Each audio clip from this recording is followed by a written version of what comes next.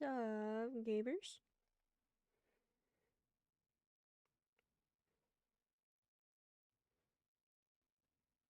I'm gonna play a little plant game because I said so.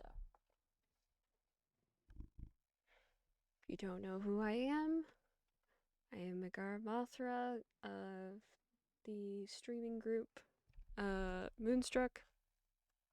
Apologies, my model is not working 100% of the time, apparently. And I'm probably your mom.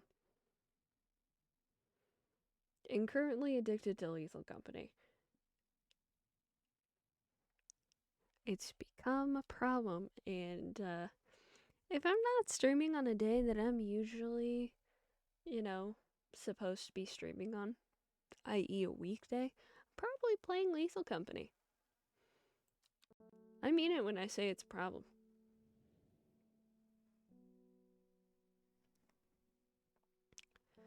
The streets of Undermere are narrow and claustrophobic. In many places, the buildings lean out at the upper floors so that neighbors can reach across and shake hands, or more likely, exchange unpleasantries.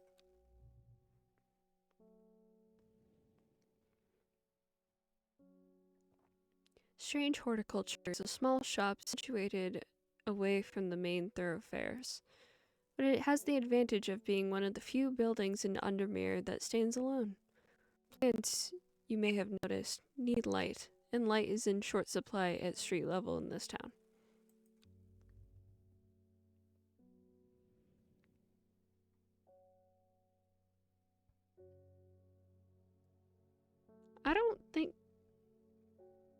I don't think it's my mic that's broken.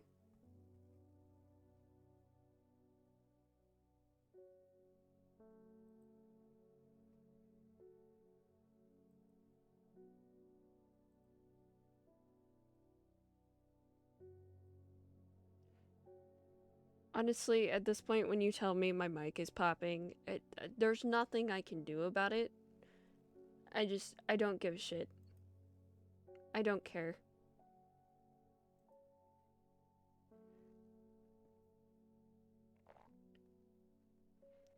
Recently, the shop passed to me after the death of my uncle. There is much to learn, but one thing is already clear. The rare and unusual plants that he stocked have their uses after all.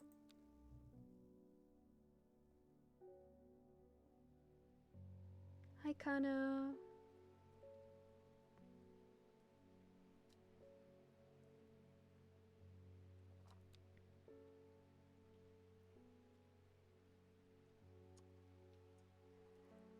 I found it. An excerpt on the elusive wandering bew. Come to the library in Ambleside and I'll tell you all about it. I even found something on the gilded dendra that may be of interest. Simone. P.S. Give Hellbore a good scratch behind the ear from me. This is Hellbore.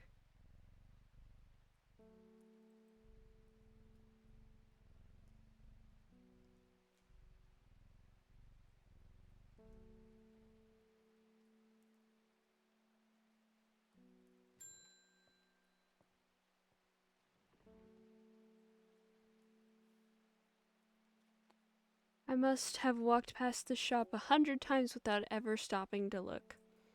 What a wonderful place to spend your day surrounded by plants. I came here because I have an unusual request. At night, I hear whispered voices, too faint to hear clearly, coming from the floor above me, but nobody lives up there. The rooms are empty. My curiosity has got the better of me. I must find out what they're saying. St. John's Poppy. Oh, and for spooky season, there's pumpkins. Oh, cute. Okay, first we gotta organize these freaks.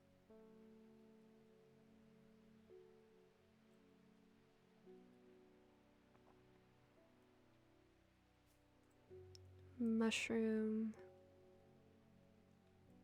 Put the pumpkins over here.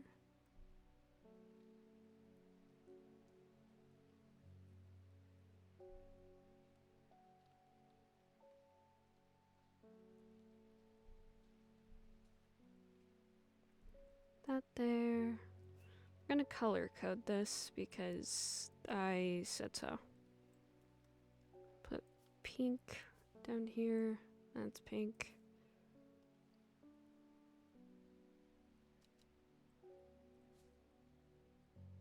Pink.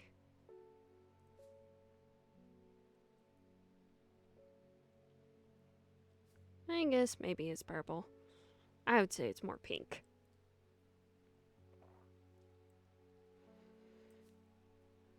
Yes, welcome in everyone. Oh.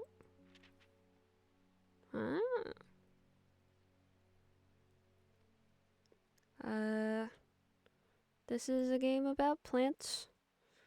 That, wasn't immediately clear. I hope it was.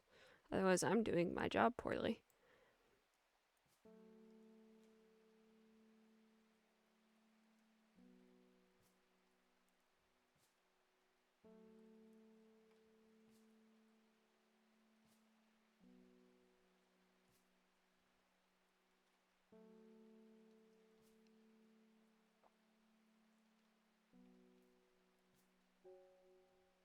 Hi, Fufu. Yeah, it's just relaxing plant game. It's really all it is. This plant right here, this one's my favorite. Mostly because of the name. Which we don't know yet, canonically. I really like the pumpkins. I've never seen those before. Okay, looking for St. John's poppy. Pull out our book. St. John's poppy.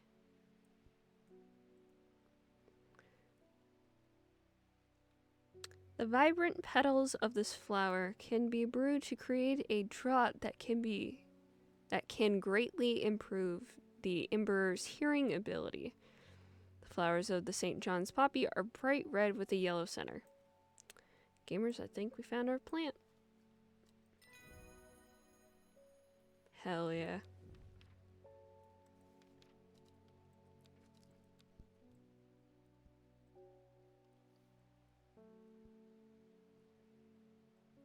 And then this.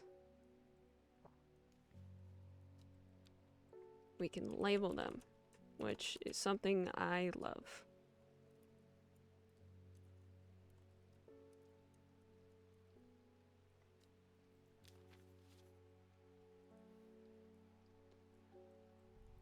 And next, David! Good morning. Bloody awful weather out there today. Good for the plants though, eh? Got a letter for you. I don't know why I spontaneously got an accent there, but you know, it works. Gosforth is a hateful town. I was beaten and robbed and left to die in the streets. After many days, I was rescued by a kind stranger, just as I had come to fear that wickedness had injected the heart of every soul in that cursed place. I began my recovery in the woods to the south of the town with a group of travelers. On the northeast corner of the wood, I sat and stared at a bright flower, and tears flowed down my face at the reminder that there is beauty in the world. I shall be returning to Undermere soon. Warmest regards, Amos Duncan. Ooh. Gosforth.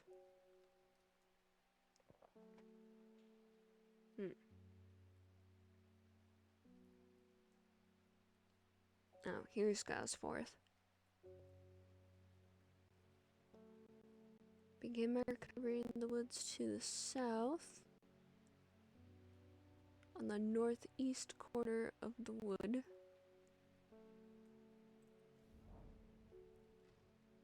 The wood has a calming effect on my mind. It does me good to escape into nature, away from the stench and clamor of Undermere. It is not long before I spy a bright flower among the trees. That's bright to you?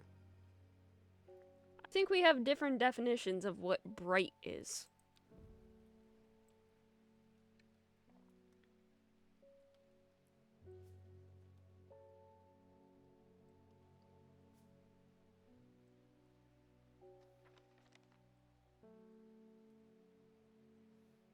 Nope, put it in the archive. Thank you.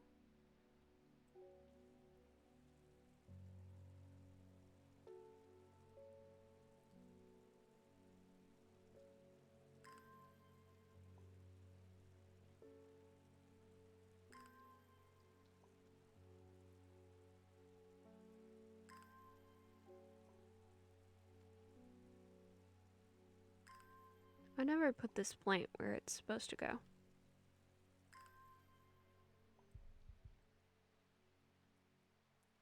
That goes with the rest of the green ones.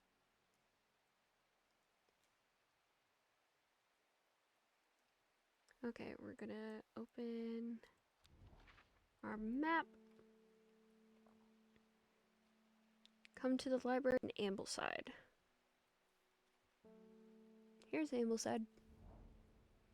The librarian here in Ambleside is one of my favorite haunts. Simone, the librarian, is always helpful and friendly and shares some of my passion for unusual plants. Today, she's grinning ear to ear and can't wait to show me what she's found. Cool. Into the archive that goes. Gilbert. Something's got those witches in the forest stirred up. They're not letting anyone through. I had to take the long way round, down through Back Barrow. I never did trust that sisterhood. Anyway, I'm here now, and I've brought Fennett from south to trade for some lemon dandy. Hardly worth the trouble when you factor in the extra miles I've had to cover to get here. Lemon dandy.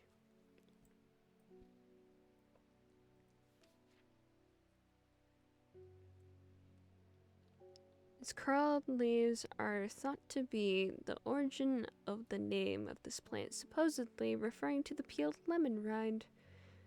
Among several medicinal uses, the flower of the lemon dandy is most associated with curing afflictions of the heart.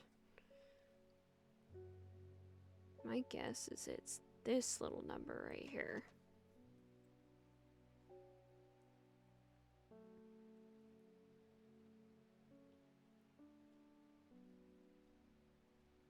Yep.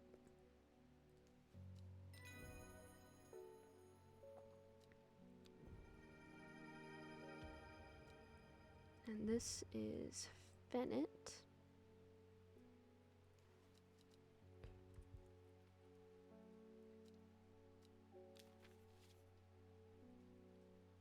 This is lemon dandy.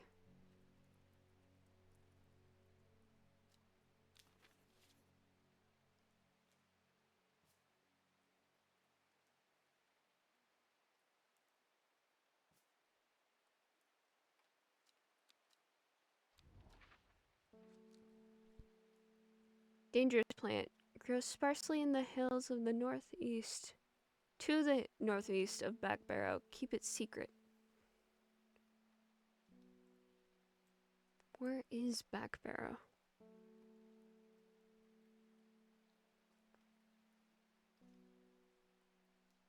Back Barrow? Northeast.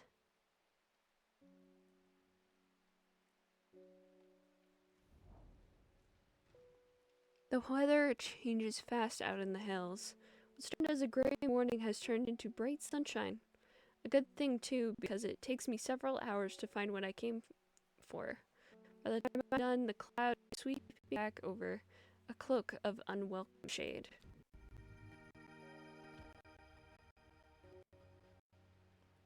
Dangerous plant, huh? Can't wait to potentially kill someone with it or something.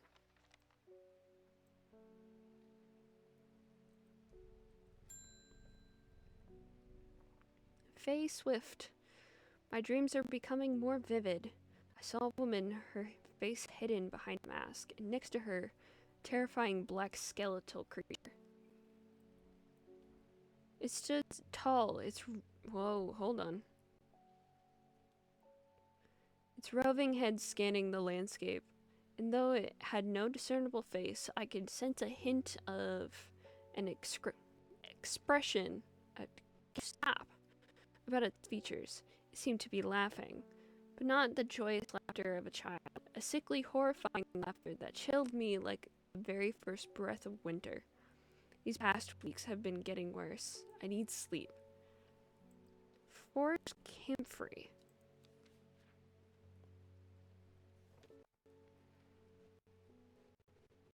The strong smell of the plant has the powerful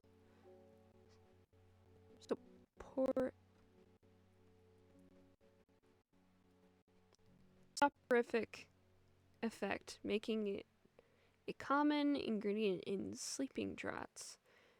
The camphor produces a beautiful, rounded, dark blue cluster made of many smaller flowers.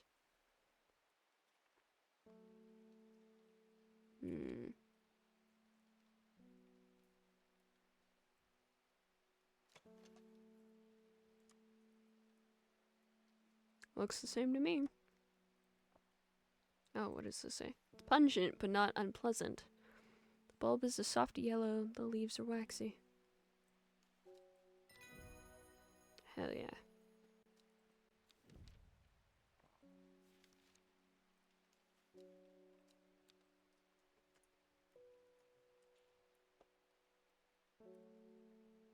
I've actually been wanting to play this game on stream for a while. I've played it a few times off stream.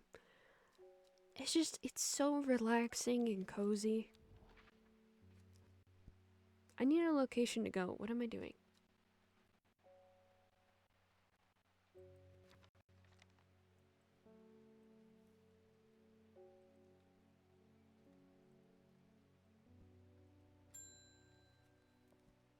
Nora Butterfield. Got any wandering view? It always reminds me of, oh, what's his name? That old hermit inventor, the Wanderer. Anyways, the view, if you've got it. Probably.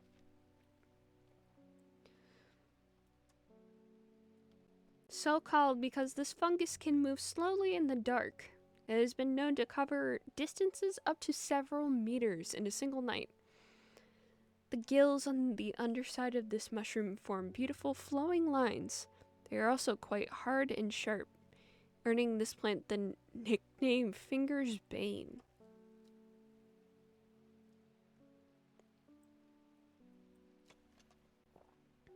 Not that one. Not as spongy as most mushrooms. In fact, the undersides are somewhat sharp. Red warts protrude from the caps.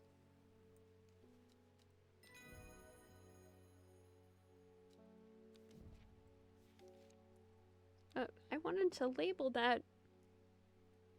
Thank you.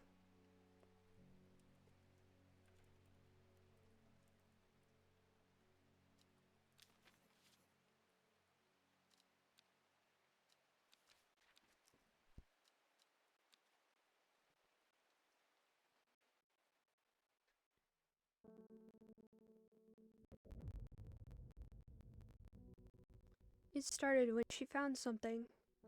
Something that she was not meant to find. A book, tucked away in a forgotten corner of the Ambleside Library.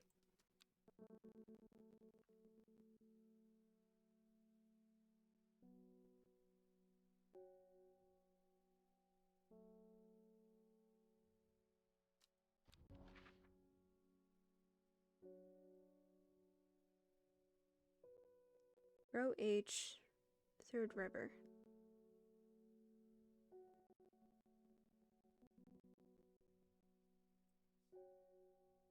One, two, three. Or is that not a river?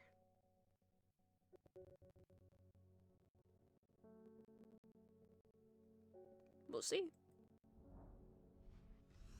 A dead deer in the river. yellowed bone protruding from matted hide and rotten flesh. Death for one provides a life for many. Ooh, that's a cute one. I like that one.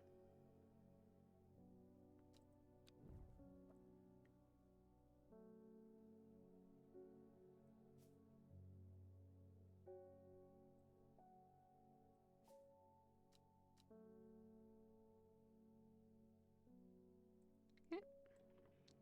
Put that away. Pet the cat so it doesn't get startled by the bell. Oh, you. Ew.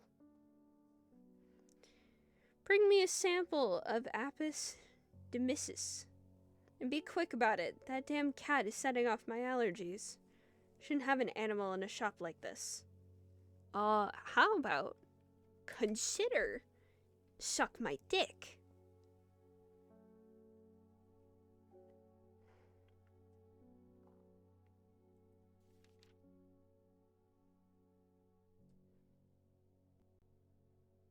Nope. Nope.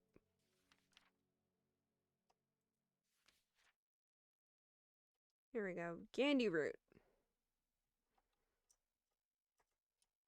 A plant with medicinal properties that can aid with digestive troubles when prepared correctly.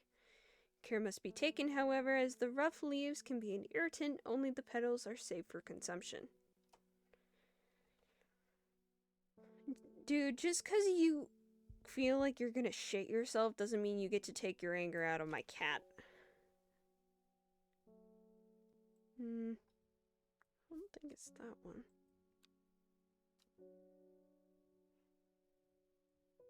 Hey, this one? That looks closer.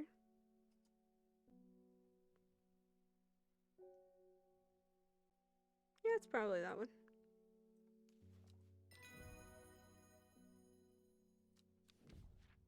I hope you shit yourself.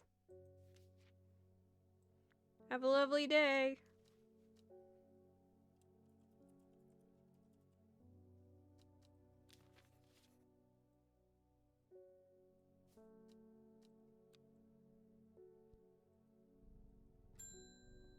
David! How are you doing?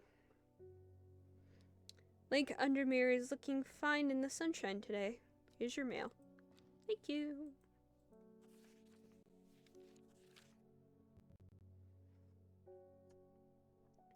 There's an old slate mine at Hard Knot that has some interesting looking fungi growing in it. Never seen anything like them before. They seem to have found a niche in the damp, dark tunnels left by the tramways. Thought you might be interested. Warmest regards, Amos Duncan. Well, looks like we're traveling, gamers.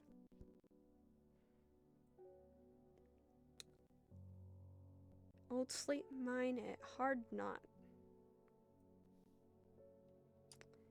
There's a joke in there somewhere.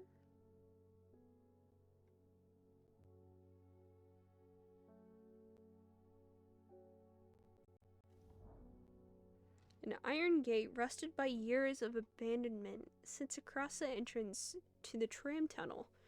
Rusted it may be, but it won't budge. Locked.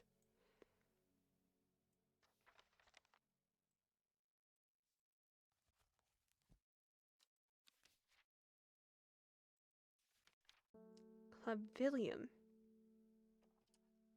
According to legend, clavilium can be used to open any lock, no matter how complex or secure. The heart-shaped leaves have earned this plant the nickname Lovelock. That's cute.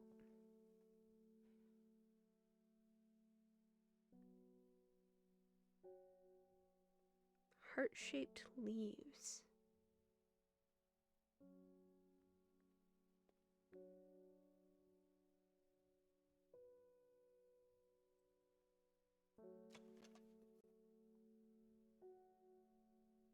Those are kind of heart-shaped.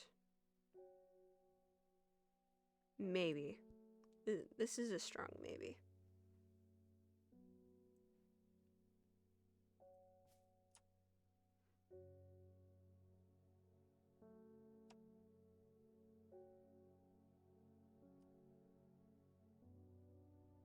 None of them really have heart-shaped leaves other than this one.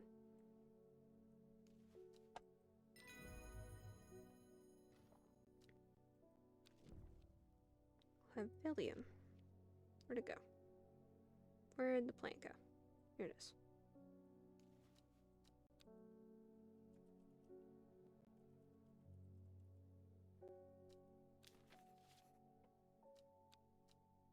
The gate swings open slowly, complaining loudly on its rusty hinges. After a short exploration of the tunnel, I am rewarded.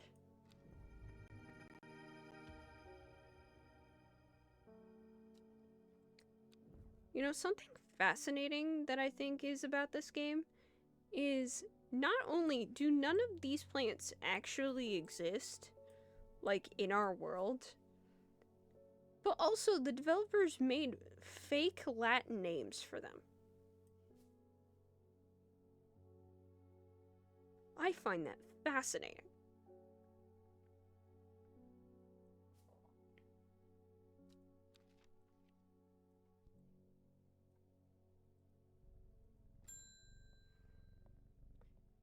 Robin.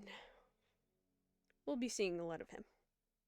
I'm headed to the Grisdale Forest, investigating a possible murder there. Can't say I'm looking forward to it. The Sisterhood are a secretive lot, and they're not keen to talk to me. Their leader, the Arda, or whatever they call her, she's dead. My instinct is they're hiding something. I was hoping you might have some fox button that would help me win them over. This one's my favorite. I already know which one it is.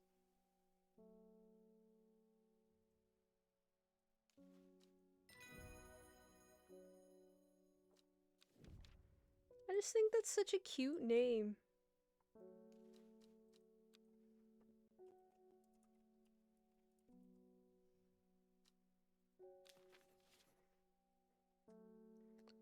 An offering of fox button is considered by some to represent a contract of friendship between strangers.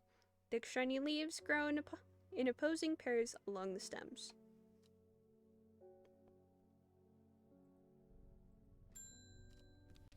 Victoria Gray. Was able to make out the whispered voices last night with the help of St. John's Poppy. Ooh? Spell. There's a medium using the room, illegally I may add, holding midnight seances for gullible grievers. Is there a plant you know that I could use to give them a scare and drive them away? Ooh. You came to the right bitch. Okay, Harlequin Blue. When the bushy blue flower heads die back, they release seeds with the downy pappus, which assists in wind dispersal. Once dried and hardened, the stems can be burned as incense. As they burn, they let out high-pitched shrieks, widely believed to be the spirits of the dead souls trapped within the plant. Oh!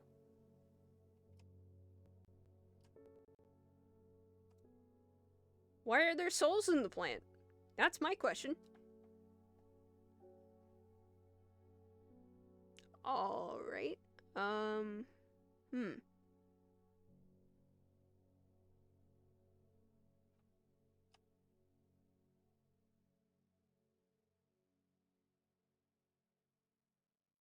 The bushy blue flowers.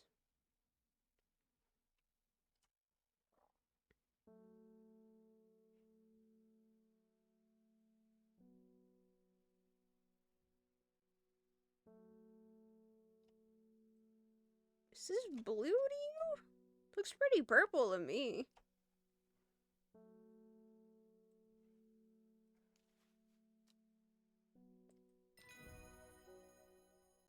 I edited my purple section. Shimmerlung. The dried stem of the shimmerlung burns very brightly and noisily, letting off a near-blinding white-purple light. Flowers grow wrapped in large, rigid leaves. Interesting.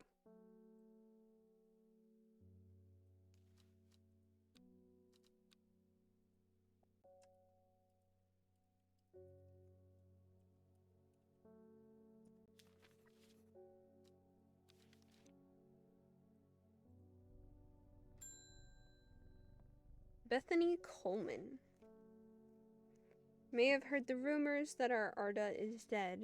May Arduina bring her spirit peace. The nature of her death is unusual. The Sisterhood does not often look to outside help, but this is beyond our knowledge. If you show my sisters this letter, they will allow you entry to the forest. To be assured of your discretion, we require you to use Mary's breath to bind yourself to secrecy. Okay.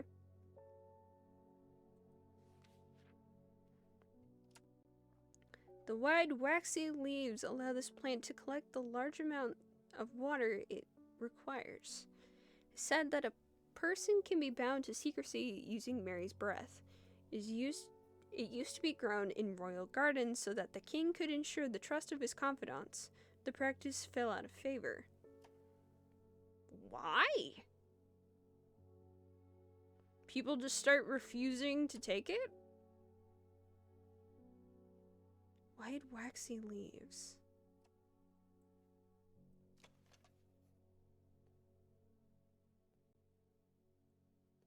Nope.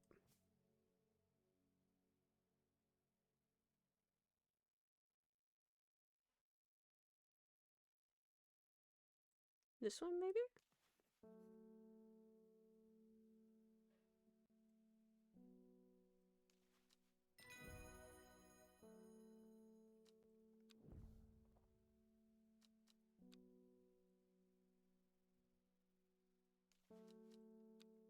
What an interesting plant to be called Mary's breath.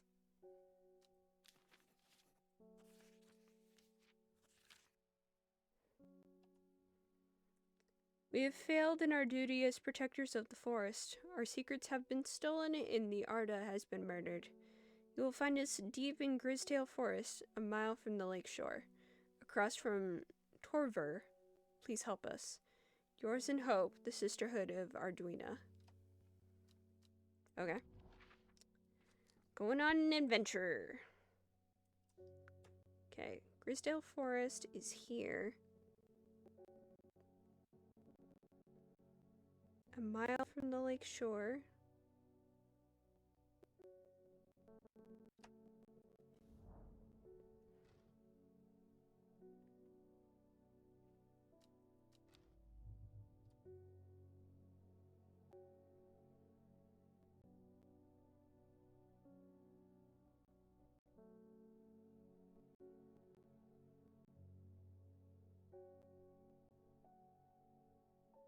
Oh, it would have been the one right next to it. Oh.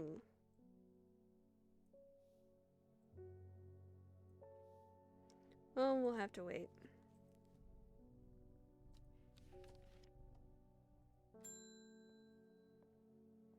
Oh, he's back. Ew. I'm this close to reporting you, half-wit. The last plant you gave me has made my skin itch furiously. I'll have your little shop shut down and torn to the ground if you don't make this right.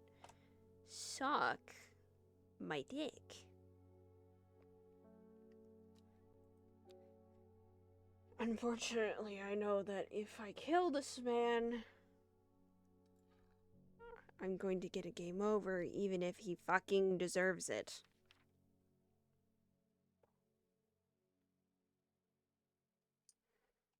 Oh, he gets worse later. Often found growing in clumps on valley sides, butterdale has been used for centuries as a cure for all manner of skin rashes. Dark green leaves can be stewed and mulched to form a poultice. The flowers smell buttery to some people. An interesting leaf shape.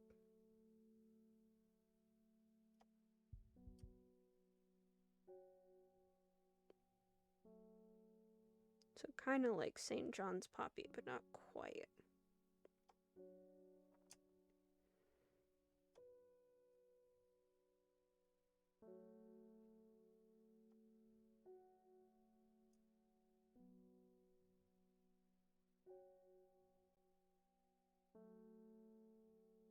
Am I missing a plant?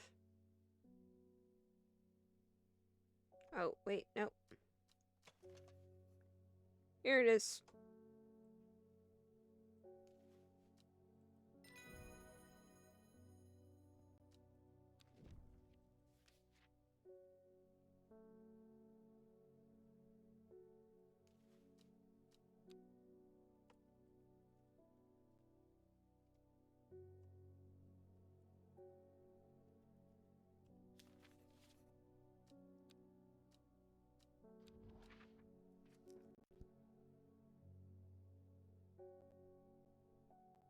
Okay, so across from Torver,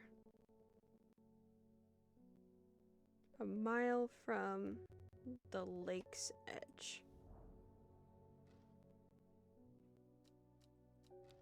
What? Find a steep and Grisdale forest a mile from the lake shore across from Torver. Please help us.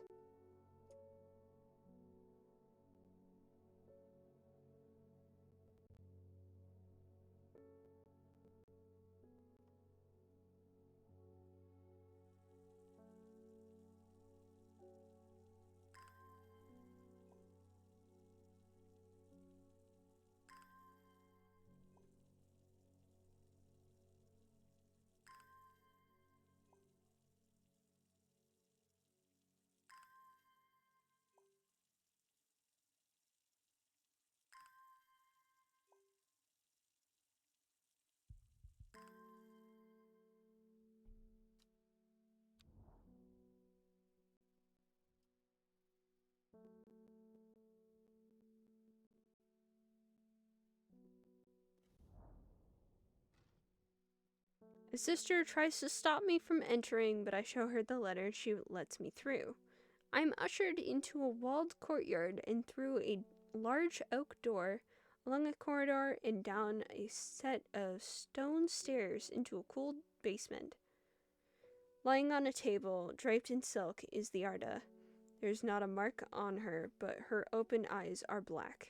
Her mouth, her veins, her hair, all black as a raven's wing. Do you know what could do this? Asked my escort. I set to work.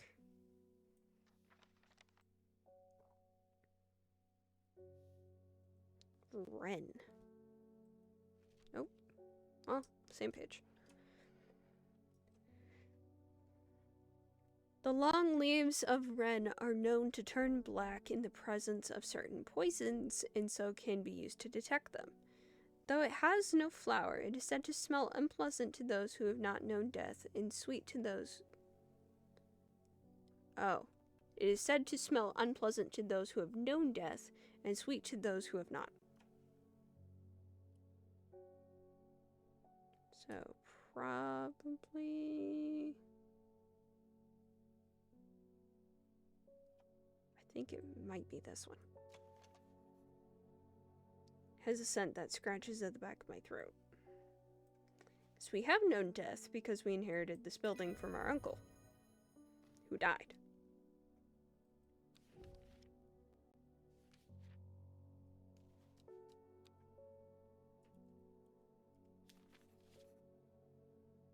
I extract a sample of the Arda's blood and introduce it to the wren, and my suspicions are confirmed immediately. The leaves of the wren turn black, which can only mean one thing: gilded dendra poisoning. Upon presenting my findings, I am rushed away quickly. Sisters do not want me hanging around, it seems. They do, however, send me on my way with a couple of plants which I am grateful for. Oh, pretty!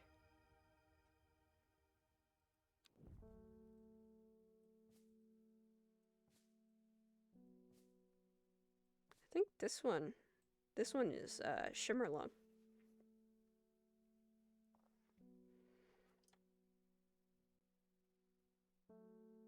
Flowers grow wrapped in large, rigid leaves. Yeah, I would bet money this is Shimmerlong.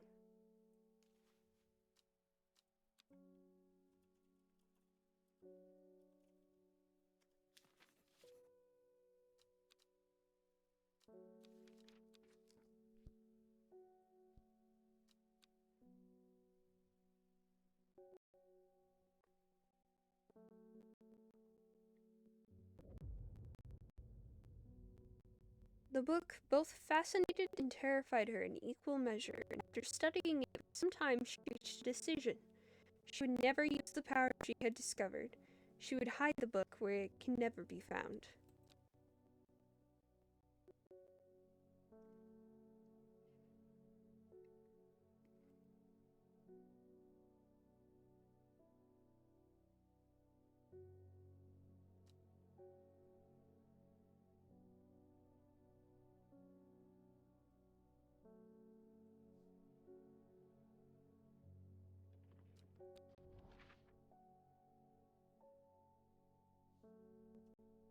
North of Hawkshead, east of Lowick, west of Rusland, south of Crinkle Crags.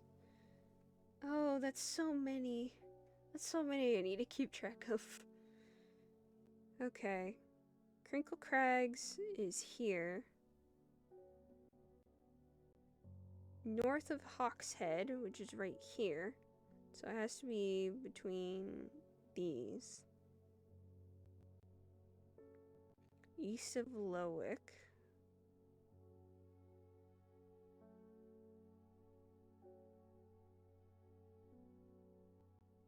And west of Rusland. Yep.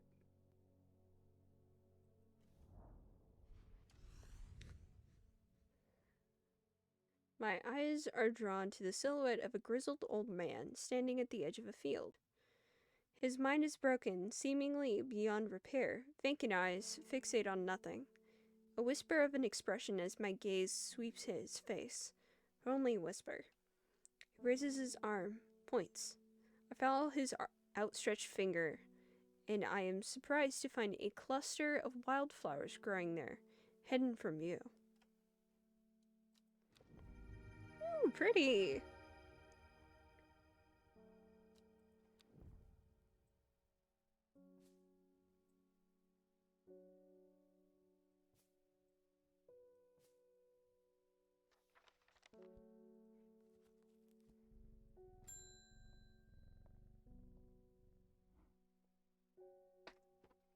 I'm looking for a plant. Lady of... what's it? Something or other. Ugh. I know green-eyed rare, that's for sure. My mind isn't what it used to be. It's the one that's supposed to help with mental decline. Lady of Summer. The leaves curl round delightfully, which, combined with an attractive flower and hardy nature, makes this a sought-after ornamental plant. Aids with conditions of memory deterioration associated with old age. Curled leaves. See a couple stamen.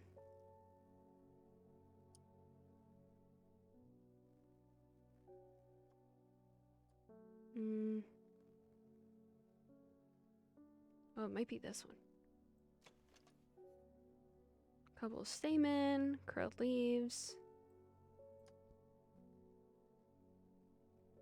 Petals aren't exact, but it's close enough.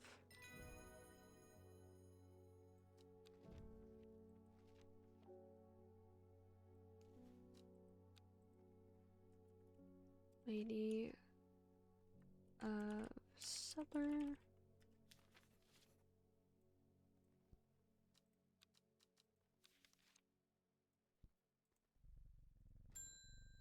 David! They're saying the artist has been killed. I know a lot of people don't trust that sisterhood, but it seemed to me that the Arda always looked out for the less fortunate. David's a good man. I like him. The cold is too much to bear beyond the gap. I was forced to turn back. I would advise against it, but if you are determined to explore Great Gable, be sure to take precautions. Knowing you, I'm sure you'll have a plant up your sleeve that can keep you warm should the weather turn against you. Warmest regards, Amos Duncan. I mean, yeah, obviously I have to go there now. Great Gable.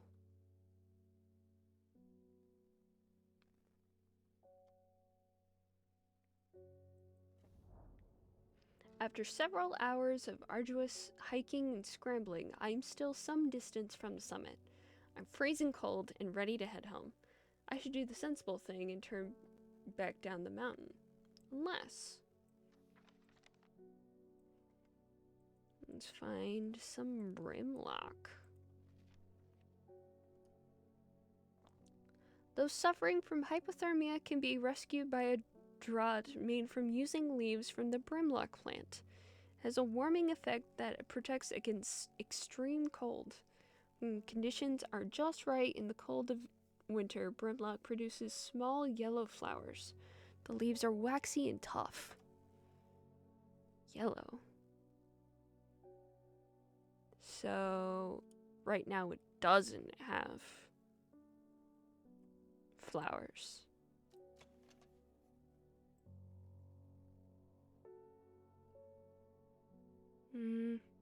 That's an almost.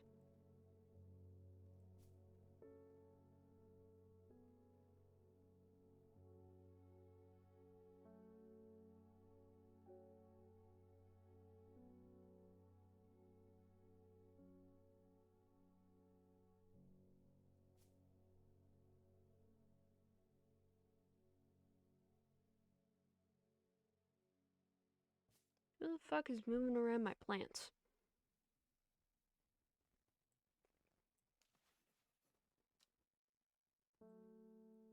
This one? Brimlock.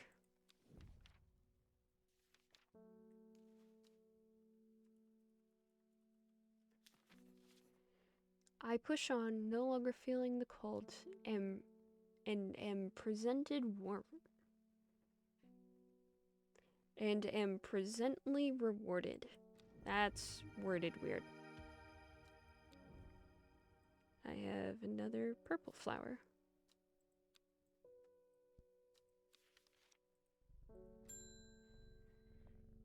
Who are you?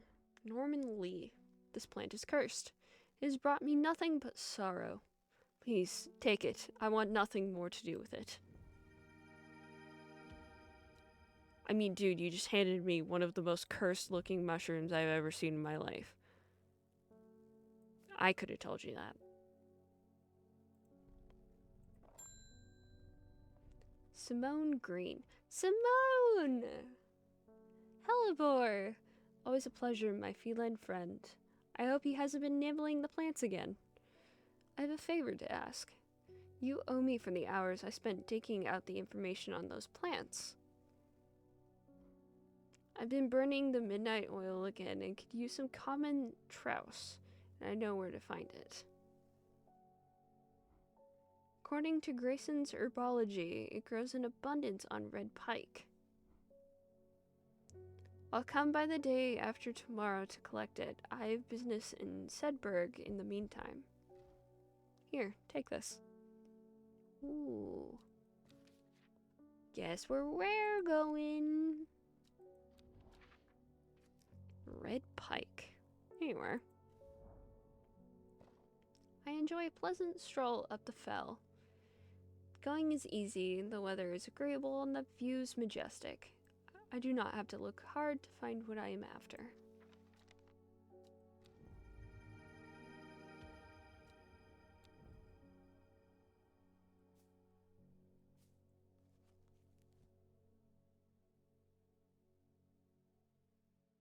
You are common trouse.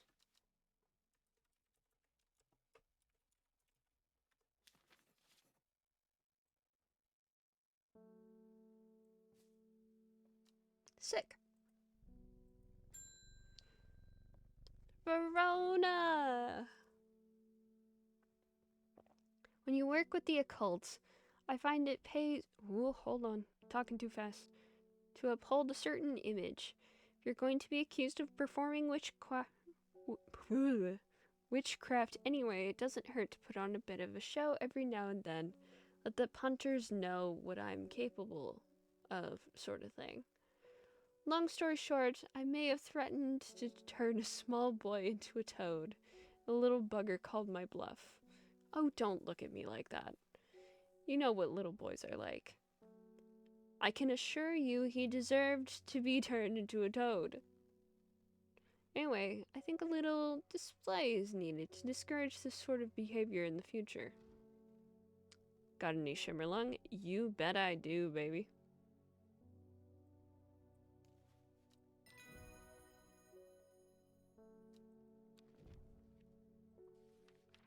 Guess who was right? Guess who's back? Back again. Irving Harris. Sorry if I'm shouting, I'm a little hard of hearing. I'm looking for a plant that can supposedly help me hear better, but I've forgotten what it's called. I remember it's bright red though.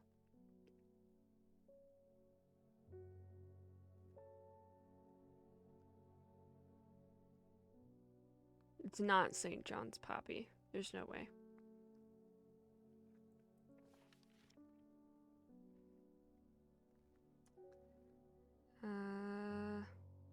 Nope. Blue, that's mushroom. Red flower, shielding effect. Nope. No. Farmer's worry, that's a mushroom. Neither of those. Gilded dendra, it's not that. Gray sandfire is, I believe, this one, actually.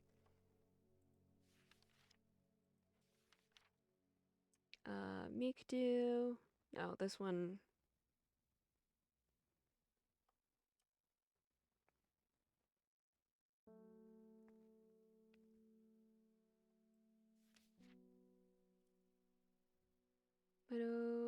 Mellow glow. Invisible.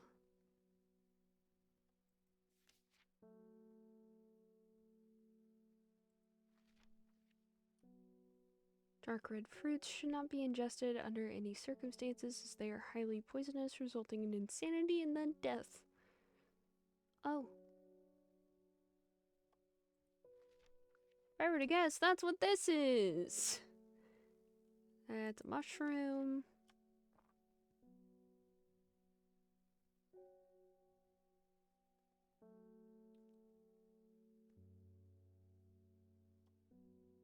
Huh.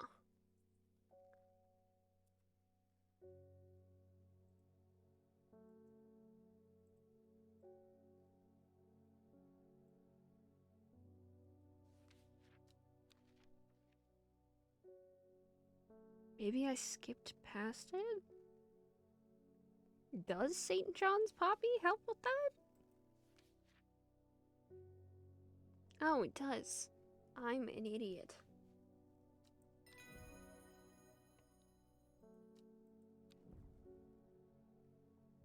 What did I need it for to begin with?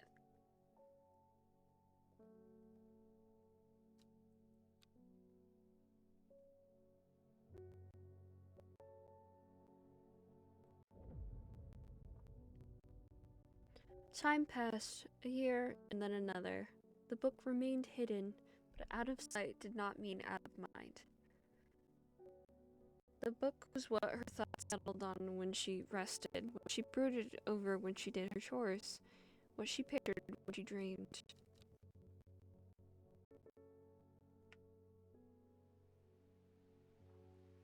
Day 4, Monday.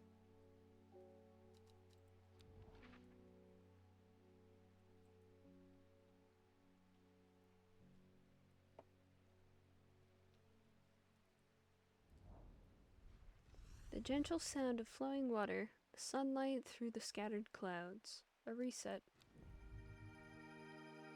Cute! Cute little flowers. I bet one of them is probably very deadly, but, you know, cute in the meantime. Do I put you here? I think I put you there. I think that is the move. You will go there.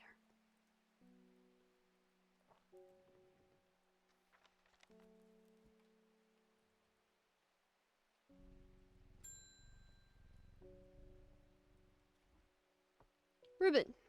The fox button was no help, I'm afraid. The sisterhood still refused to speak openly with me. Not that I have the time to pursue it properly. I'm rushed off my feet this week. There's been a body found up at the Swinside Stone Circle, and apparently it's a grisly one. Don't suppose you got anything to help me keep my lunch down? Bennett! The thing that I named like a while ago. Or is it? Where are you?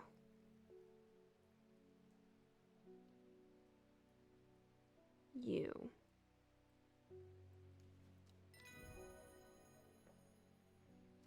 This is one of those moments where it pays off to actually label something. When someone says, like, hey, this is what it is. Witch fig. If you're related to the actual fig, I can't ingest you. David! Morning. Verona Green handed me this for you. She seemed in a good mood. Oh dear. Oh, that only means it went well.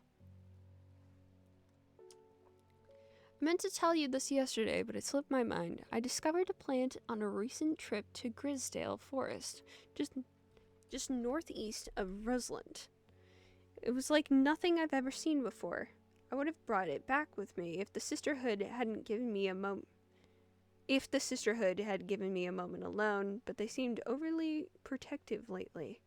Kind regards, Verona Green. Are they gonna let me in?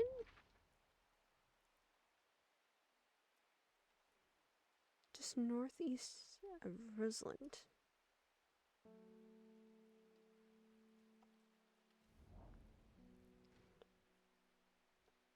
From the moment I step off the road, I can't shake the feeling I'm being watched. Suddenly, I find my way blocked by 3 women wearing green cloaks and holding short elm bows. Nobody may wander freely through the forest by order of the Arda. But she's dead. This is the leader of the trio. I turn to walk back, but then again, I have a few tricks up my sleeve. Mellow Glow, that's the one that makes them look invisible.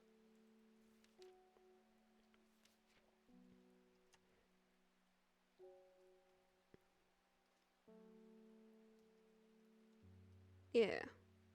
Mellow Glow has sharp thorns that protect it from predators.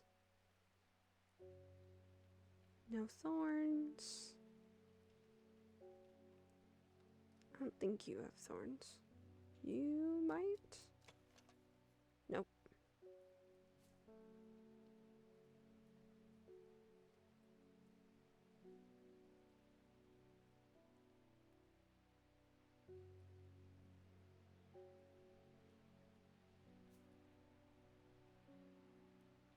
You.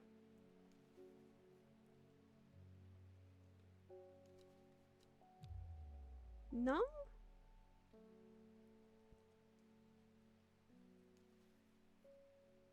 Oh, these thorns are straight out, or those ones are curved.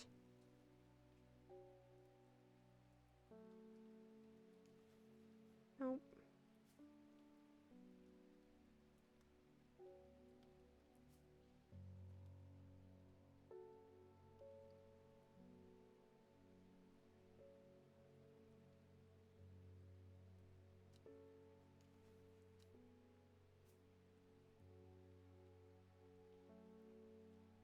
Oh.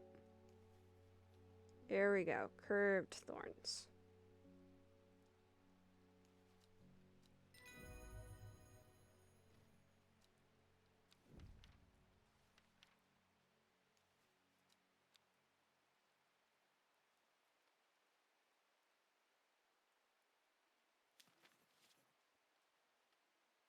With the help of the Mellow Glow, I walked right past the sisters without them paying me any heed. Chuckling to myself, I collect the plant that Verona talked about and take my leave. Oh, interesting.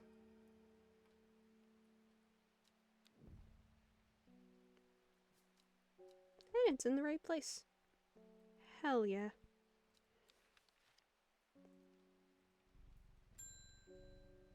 Faye Swift. I am afraid. The camphor you gave me is helping me sleep, and I'm very grateful for it, but the visions are as strong as ever. The woman in the jade mask appears in my dreams every night. She screams at me, but I do not know why, and behind her, that presence is always there, dark and dreadful. I do not know what to do. The dreams feel like a warning that I don't understand, a mosaic of color that refuses to come into focus. Some part of me wants to stare down that abyss, but I'm afraid.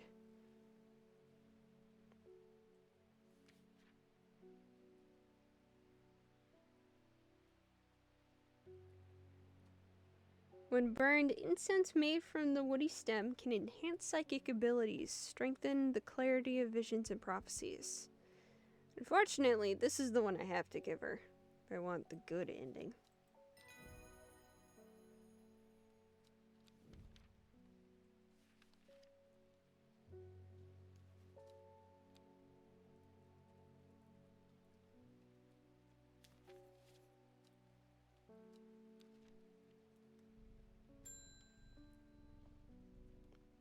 Margaret Elsbeth.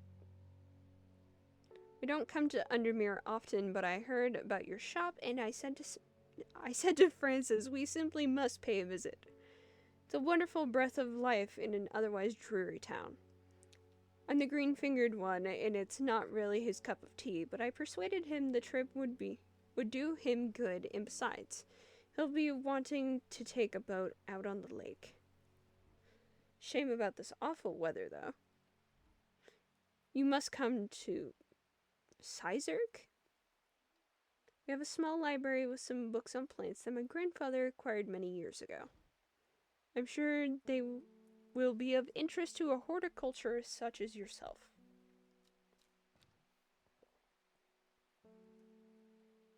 Oh! I have been invited to a castle.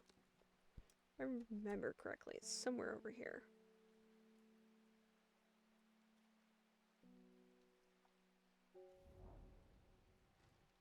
Oh lord, that's a lot of text. I'm greeted enthusiastically by Lady Elsbeth herself. She's very talkative and has many questions on horticulture that I do my best to answer as she takes me on a tour of the gardens. Oh, you must take a sample of this back with you, she exclaims, pointing at a plant I do not recognize. But before I can stop to take a look, she has already whisked me on the next. And this one too, she says. I'm quite exhausted by the time we make it to the library, and I don't have the time to make as thorough a study as I would like to. Nevertheless, I am able to find an interesting entry that I note down. Don't forget these, Lady Elsbeth cries as I make to leave. She thrusts the plants from the garden into my hands, and I thank her warmly. Well, that one has to be Fever Kiss. I would guess. Although I'm pretty sure another one that looks very similar comes later. So I'm not gonna jump the gun on that one. God, I need water. All this narrating, my mouth is dry.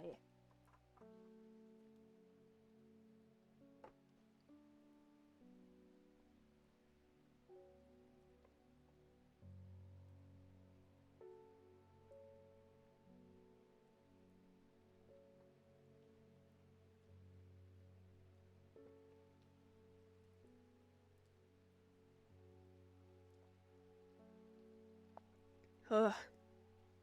Good water. Make sure to hydrate. Hydrate yourselves. Do it or else. Francis Aberton. Looking for a plant with yellow flowers and coarse leaves. It helps with my heartburn. Interesting you know that.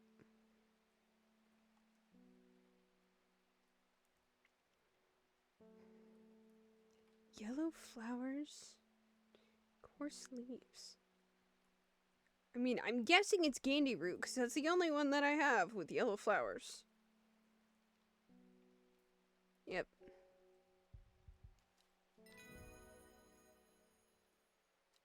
I was an adult when I learned that heartburn is not in fact a heart problem and is in fact a stomach problem.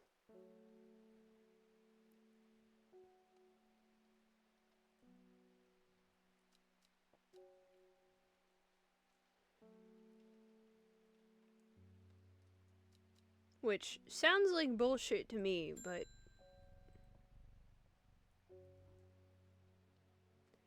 You're saying... Oh, Black Comb is haunted now.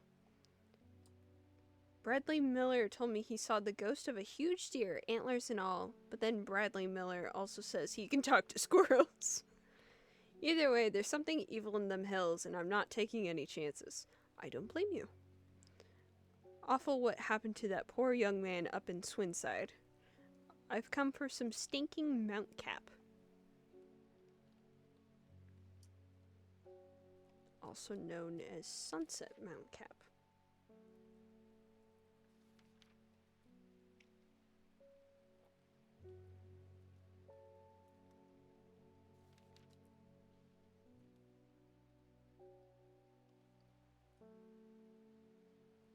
Is it this one? The Sunset Mount Cap is a type of fungus with domed caps. Yeah. Sometimes called stinking Mount Cap as a result of the unpleasant odor. It is thought to deter unwanted souls and spirits from entering the home and is often placed in doorways. It is mildly toxic to humans and should not be eaten. I'm going to assume that the mushroom with flies is in fact the one that you're talking about.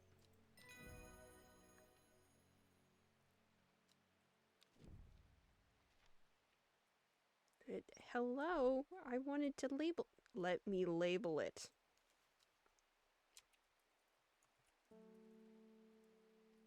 Oh, caps lock.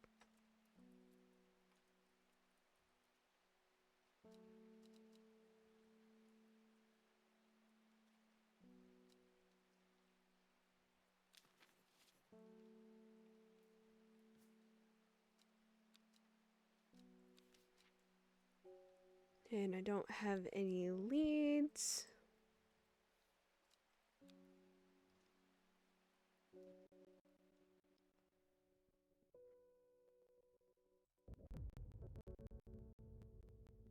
At 15, her mother, strong, dependable, loving, was struck down by typhoid.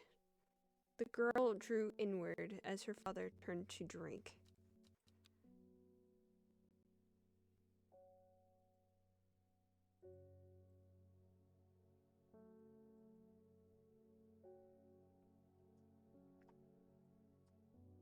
She lives alone in the castle to the northwest of the abbey.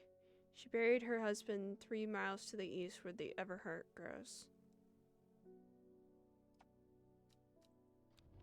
Okay.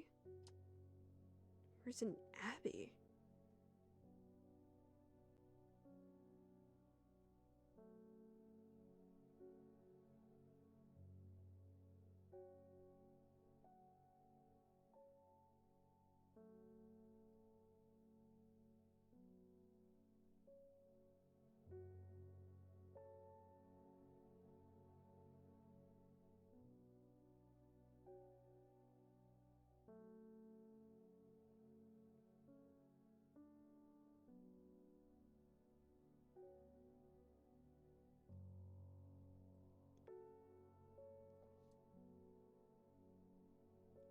The castle to the northwest of the abbey. Oh, here we go.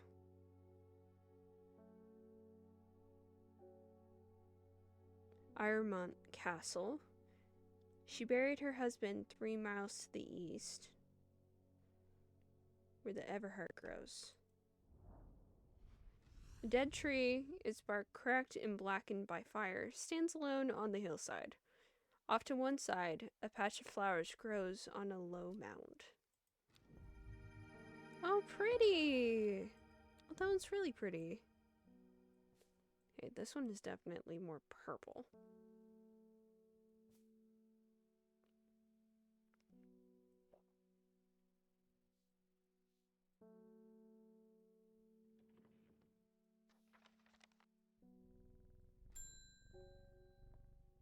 And Faye's back. Oh dear. What have you done to me? I see the woman in the jade mask everywhere. And that creature that stands over her shoulder, I almost feel like I can sense its desires. It is afraid of the sisterhood. That much is clear. It will lay waste to them. So much death. But it can be avoided with the Arduina's protection. I do not know if I am awake or asleep even now. Feel the darkness tearing at my mind. Have you considered not being anxious? Worryless is an aptly named plant. Inhaling the smell of the flowers is said to help ease symptoms of anxiety.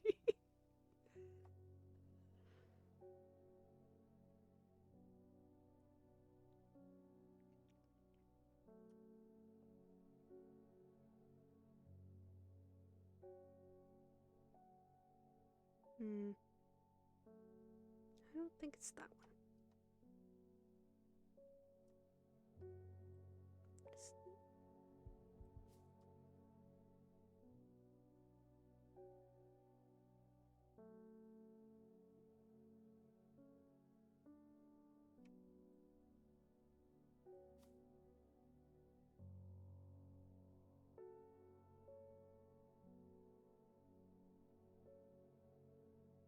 Might be this one. Looks like that one.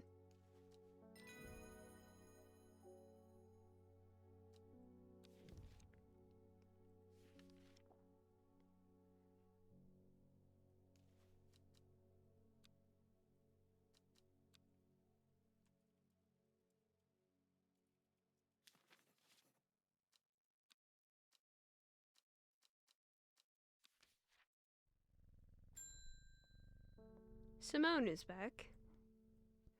Met a strange man on the road to Sudburg not 2 days ago. Stranger still, he asked after you.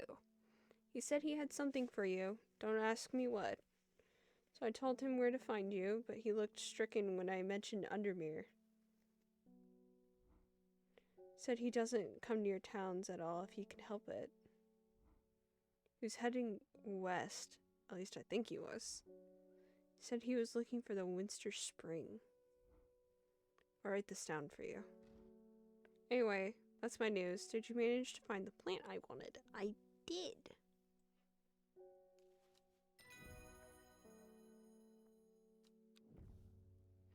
Man wanted to meet you. Headed west from Sedberg, possibly near the source of the river Winster.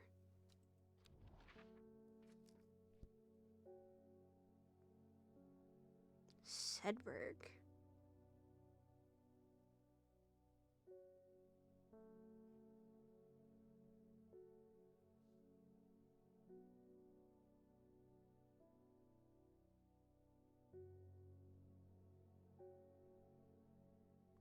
River Winster.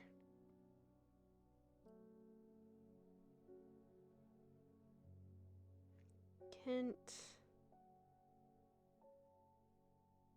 Gilpin. Sprint.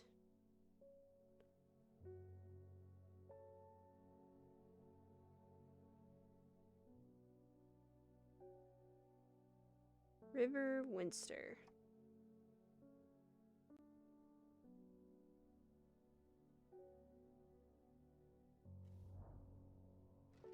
The hermit's camp is easy to find, nestled between two boulders above the spring.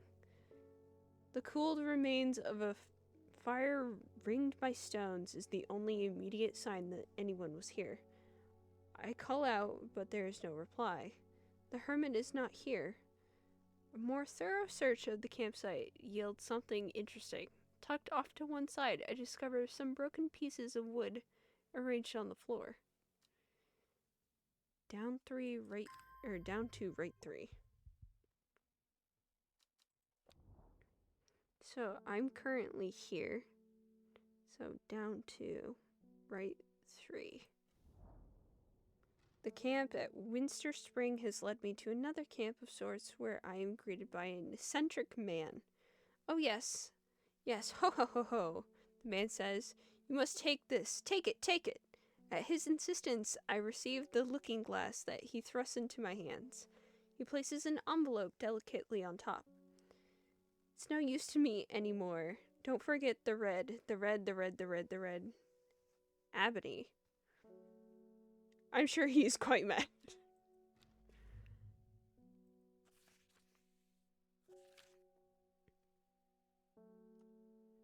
It is said that the red ebony plant has the properties of uncovering that which is hidden in secret. I have perfected a device designed to extract from the plants in concert with a viewing window in order to permit the user to see magic otherwise invisible to the naked eye. So I need to figure out red ebony, is what you're telling me. Do I even have the entry for that? Nope. Figure this one out later.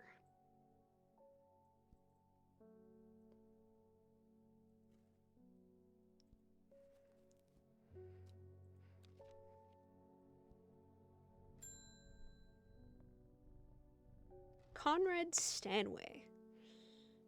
I'm not long for this world, and I have decided that I want to be buried in a grave decorated with the rare and beautiful Caballia, like a rare huntsman with their geranium-covered tombs. A rare plant that is believed to help the dead find peace in the afterlife. Those who can afford it place wreaths made from it at the graves of their loved ones. Caballia flowers almost always contain 6 petals, finding 7-petaled flowers considered to bring good fortune. I have to count petals? Oh, is it this one?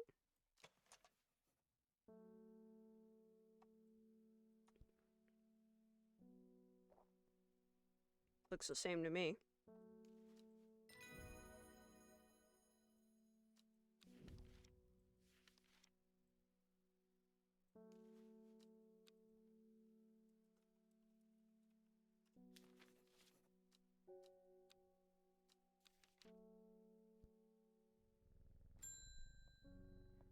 Unknown. Your reputation is growing, horticulturist. I hear you are the person to come to for plants that are difficult to acquire. My head feels like it is being torn in two lately. I'm looking for some hop heart.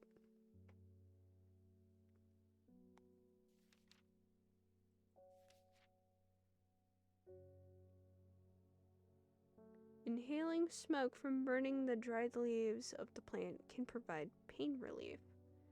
Firm leaves grow up the stems, leading to blue flowers.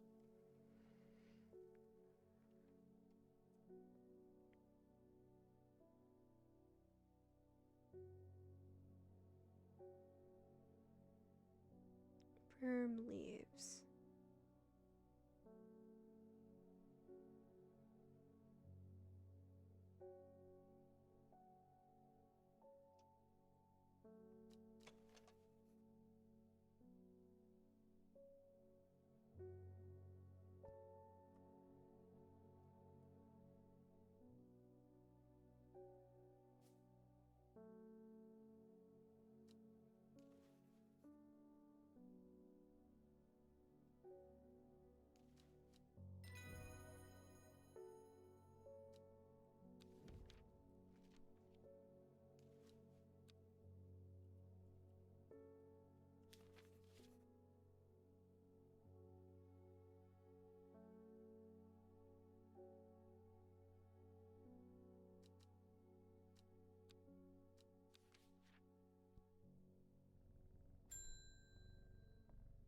And Verona's back.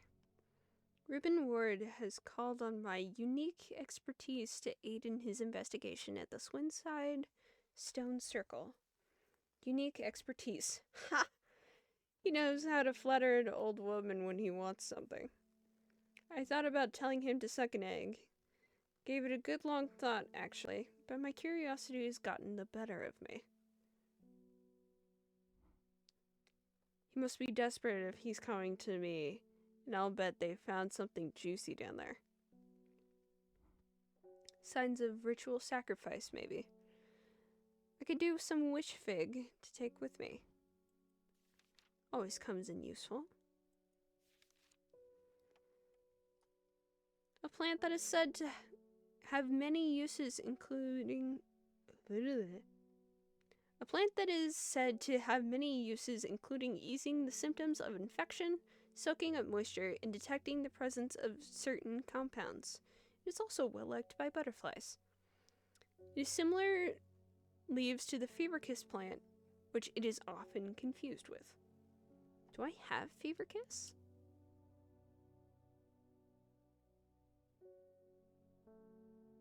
I might.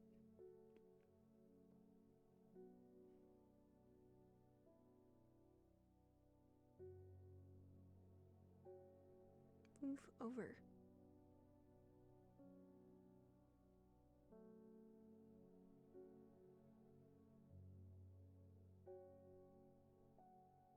I do not.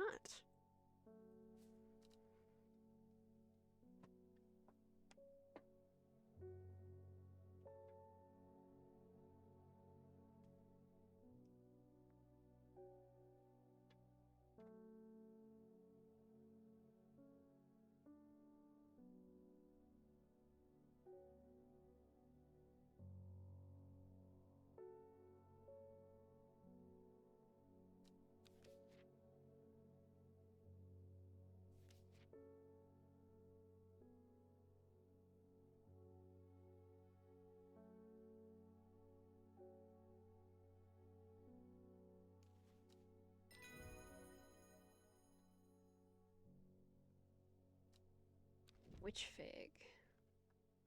That was the one I almost labeled.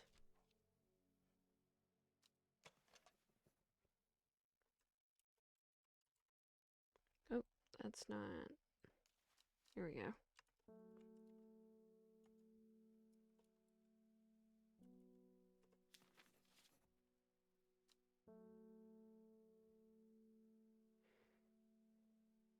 Which means this is fever kiss.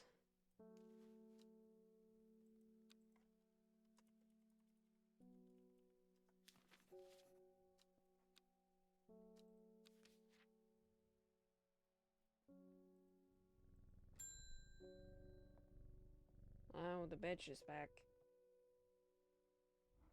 I never see anyone in your shop. It's a daily surprise to me that you're still in business. And yet you're here. Believe me, I wouldn't be in here if I didn't have to be, especially with that damn cat still in here. Need some bishop's parasol for a work-related matter. I don't believe you.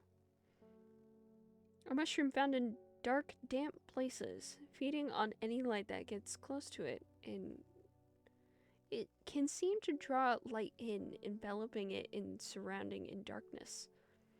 The gills on the underside of this mushroom seep a milky fluid that can be consumed as a treatment for stomach pains. Yeah, I still don't believe you.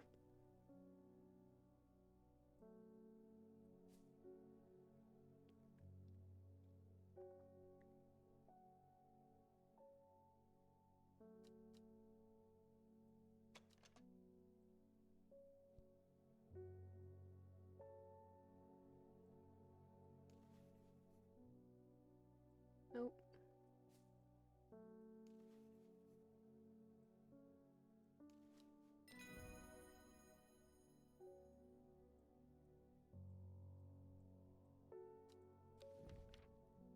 Boy is still having fucking tummy troubles and is taking it out on literally everyone.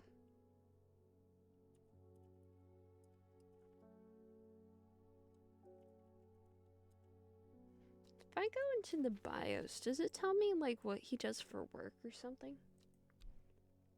Or just that he's a bitch?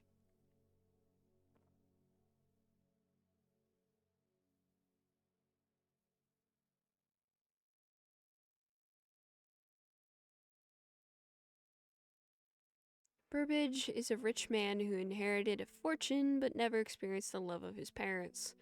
He expects people to do his bidding and is quick to anger.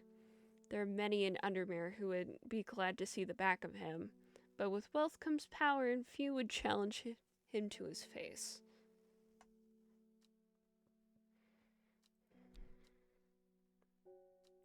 I would love to shove my foot where the sun don't shine.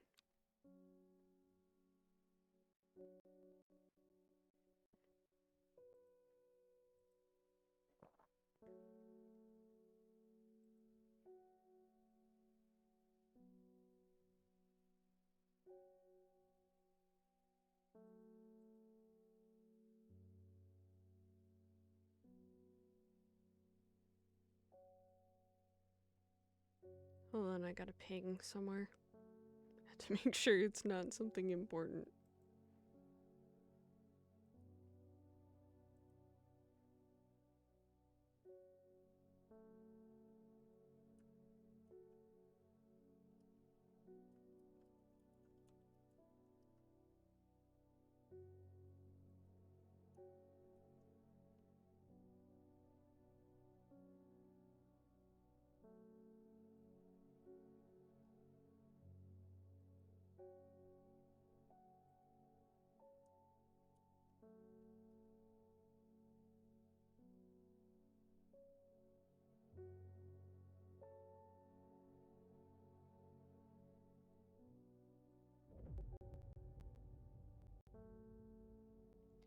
Not long after, the girl left her home.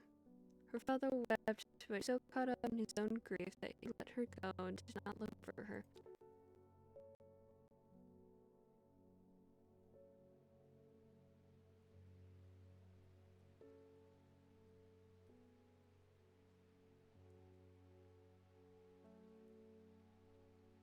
The old man...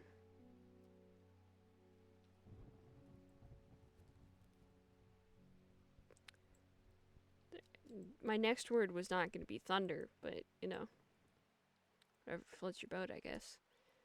The old man of Coniston looks out across the lake with blind eyes. His mind wanders with the current, flowing gently southward towards the fork. The old man.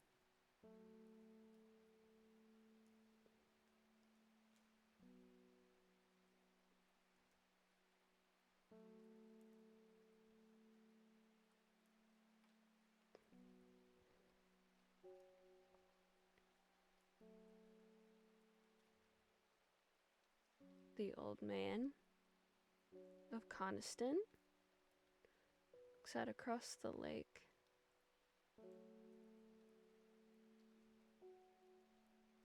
Blind eyes. His mind wanders with the current, floating gently southward to the fork. The heavens open up as I reach the fork. I take a moment to pause and listen to the sound of water on water. I'm soaked through, but my spirits are high as I return home. I'm not empty-handed. 2 new plants today. Lots of purple. Noticing lots and lots of purple. Who is fucking with my plants? Stop moving my plants around. Hellebore, is it you? Are you the one fucking with my plants? Don't touch my plants.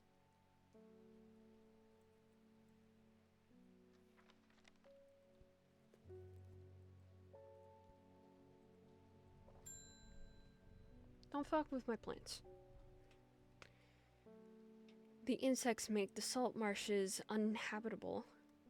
People stay away and not much grows there, but I know where to find an unusual plant. I have drawn you a map in case you decide it's worth your time. It absolutely is worth my time.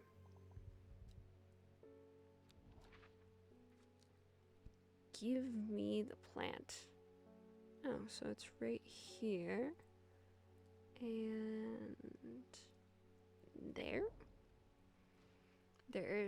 The air is thick with flying, biting insects, an unbearable plague. I fight against it for mere moments before I am overwhelmed.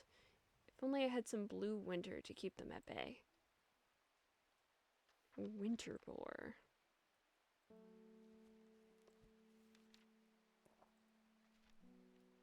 Also known as blue aloe or blue winter after its cool blue-gray flowers. Winterboar is a hardy plant, often found growing in extreme cold environments. The rubbery leaves make an effective insect repellent when applied to the skin.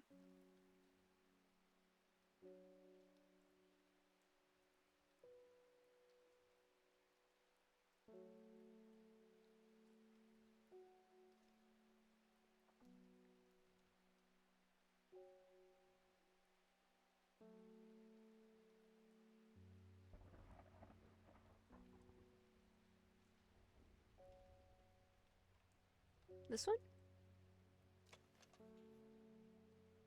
Gray blue.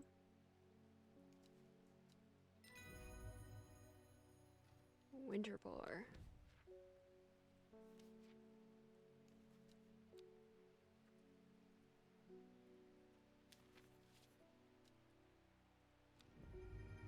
Another red plant. I wonder if that's the plant I need for the machine.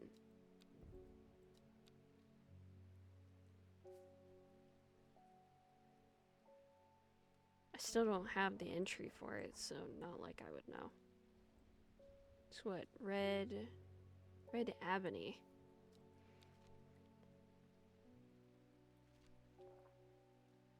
Yeah, still don't.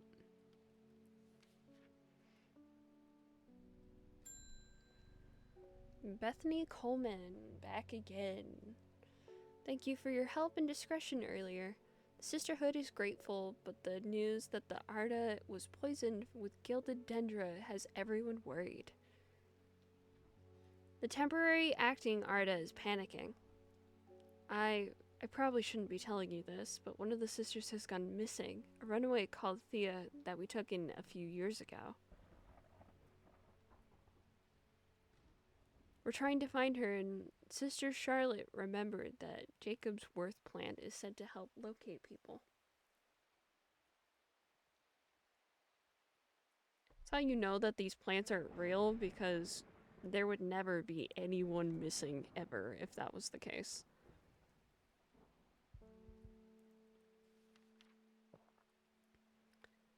People tend to be drawn to the unusual flowers of Jacob's Worth, but it's the leaves that have the most interesting properties.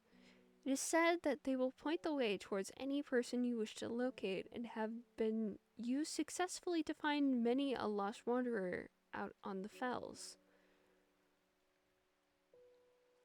Unusual flowers. The leaves.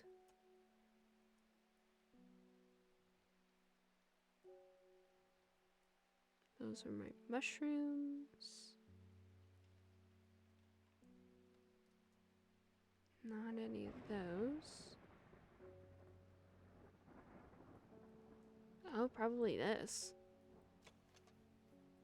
Yep, the leaves seem to have a mind of their own.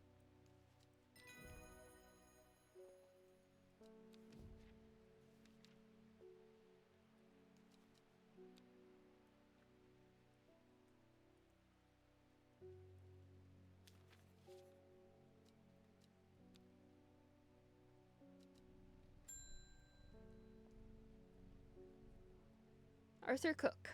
It's my wife's birthday and I wanted to get her something special. There was a plant that she used to love as a child but hasn't been able to find in years. It's sort of bulb-like and has strong smell to it.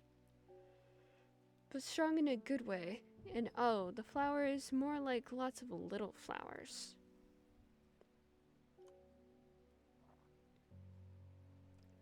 Forest camphor? Probably. Let's go.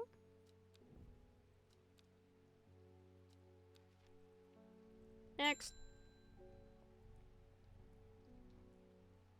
Eunice Aylford. Had our eye on you for some time now. Join us. Praise the Dendru. Ew. I don't fuck with cults. I represent a group called the Seeds of Redemption. Your expertise would be very useful to us, and we have much to offer in return. Let us know we can count on you by leaving a single St. John's poppy flower outside the Sadgill Church before Friday. Do not make the mistake of ignoring us. Praise the Dendru. I will ignore you. Gleefully.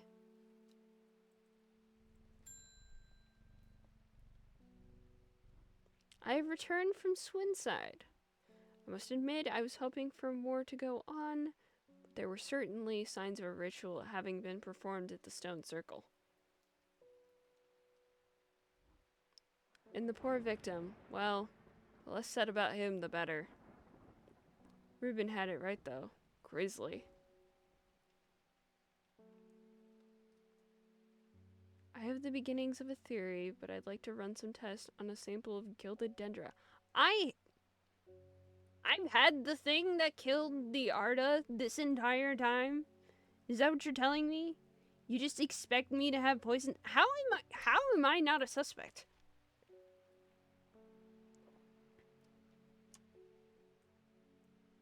Do not drink the sap of this plant. The lips and veins will turn black as the blood succumbs to Dendra's miasma, a sure and painful way to die.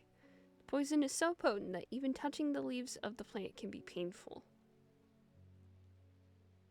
There was something earlier that I touched that was painful. What was it?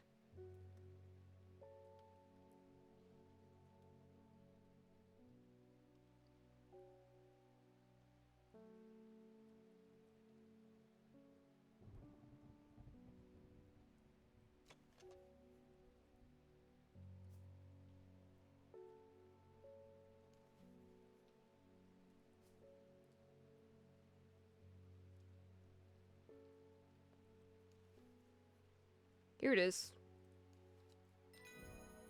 Such a pretty flower, though.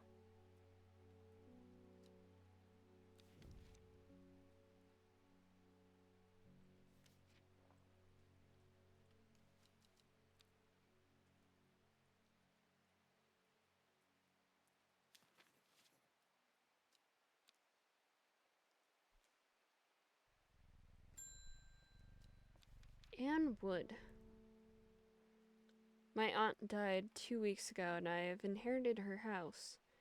I have been sifting through her possessions, and last night I found something unusual. In a forgotten corner of the attic, I found a coffin. More unusual still, it was bound by strong vines, so strong that I cannot cut through them. I immediately thought of your shop. You know about plants, right? Maybe. Who's asking?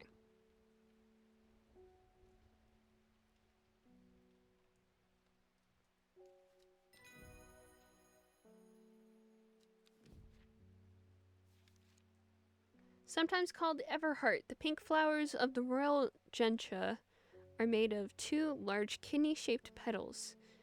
One of the few known ways to release the bind of Swift Snare is to apply a paste created from the sap of the royal gentian. Or gentian.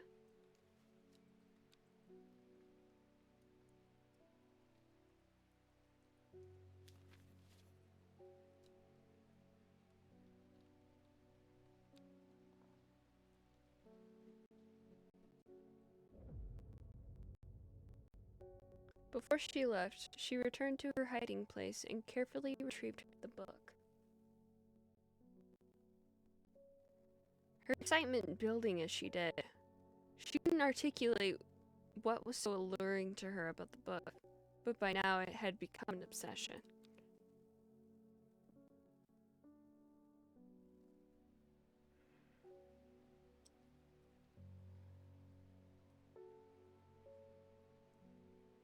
"5 miles south of the tallest but one, it grows in peace in the midday sun."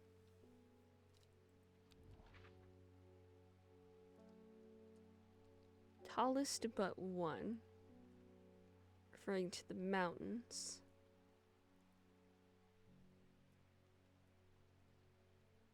Seafell? Is that one the tallest? 1, 2, 3, 4, 5. The forest here is lush and vibrant. The bird song feels enchanting like the call of sirens. Nestled in the undergrowth under the shade of a birch tree, a plant grows. Ooh! I want to touch it. That's probably not good for my health, but I want to touch it.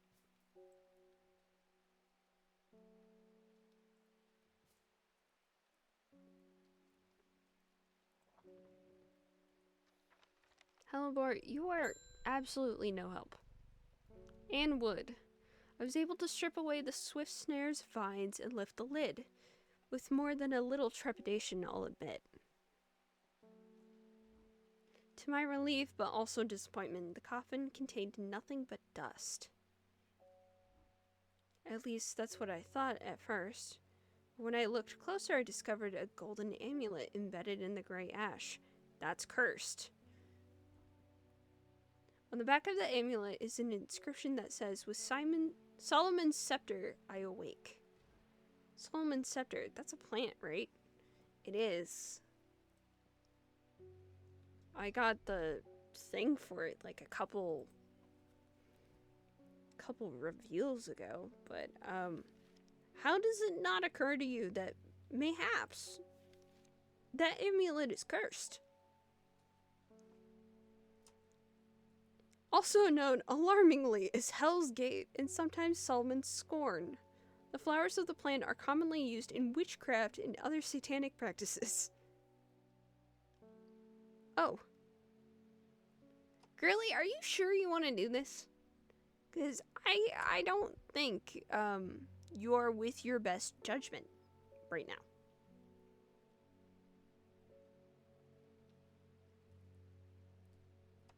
This one, maybe?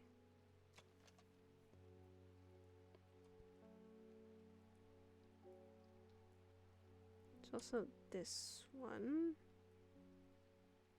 Nope, the flowers are rounded.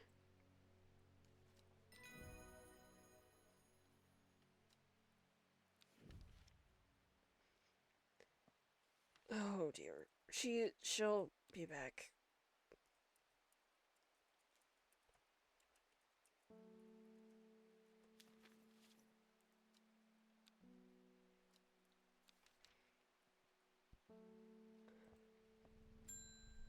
David!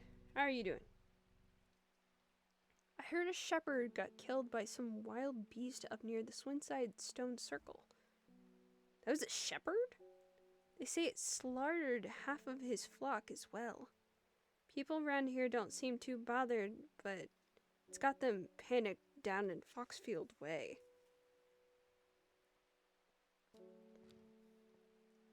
Yay.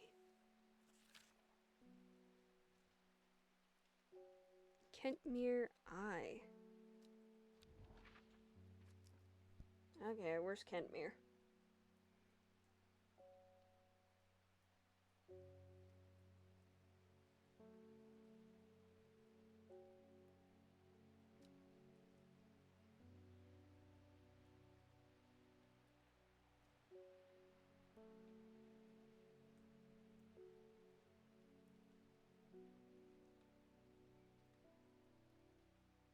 Kentmere?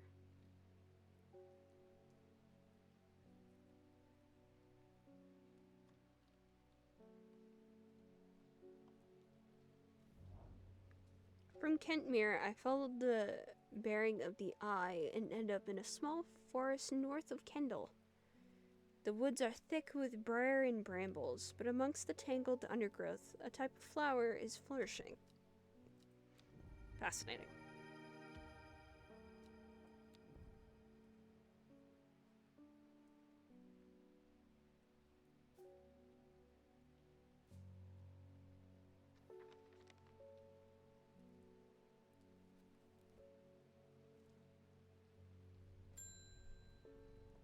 Verona, how are you doing? Well, this is getting interesting. I was able to confirm that it was indeed gilded dendra that was used at the Swinside ritual site. That's a worrying sign. It's a plant that is used in several of the darker incantations. And it can't be a coincidence that the very same plant was used to poison the Arda. There must be a connection between this other murder and the Sisterhood. I need some mental clarity to think it through some more. Some maiden sorrow would help a lot. You ever think about how plants and other things get their names? Why is it named Maiden Sorrow? Or Jacob's Worth? What happened here? Rubbing the soft leaves of this plant between one's finger and thumb is said to help prevent the mind from wandering, providing a focusing effect. The flowers of this plant droop mournfully, but it is the thorns along its stem that are thought to lend its name.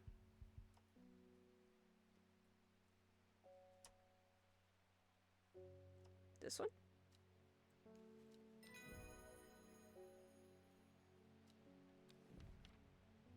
Red Ebony! That's the one I need!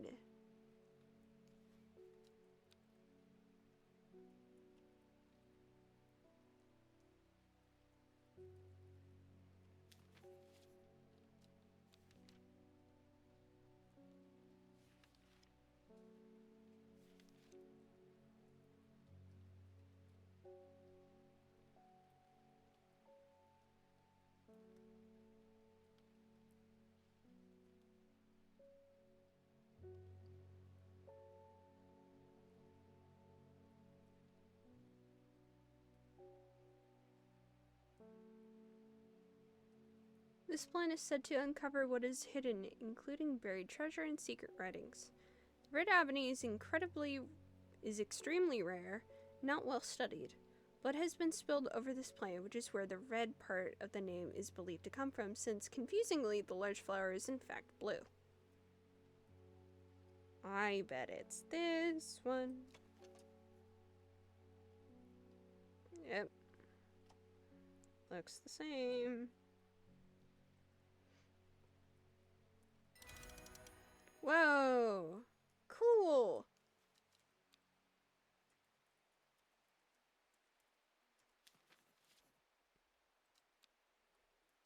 And now, I can take this to my map.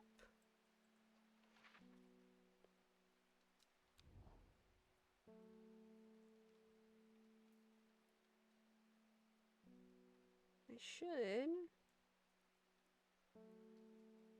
See, that's 14B.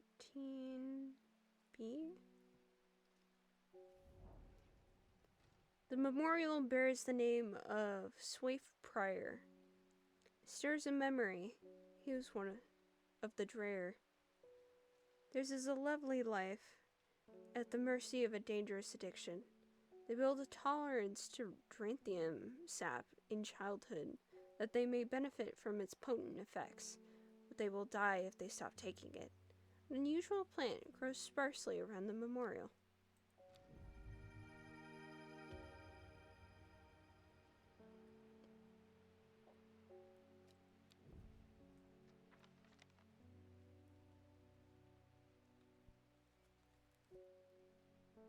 Do I have?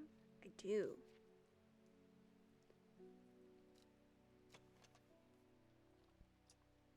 A plant with powerful mind-altering abilities. Those who inhale smoke from its burning its long, sharp leaves elevate their awareness to levels otherwise unachievable. Some know Dranthium as Green Eye, a name derived from the telltale sign of overdose where the whites of the eyes take on a green tint. Yep.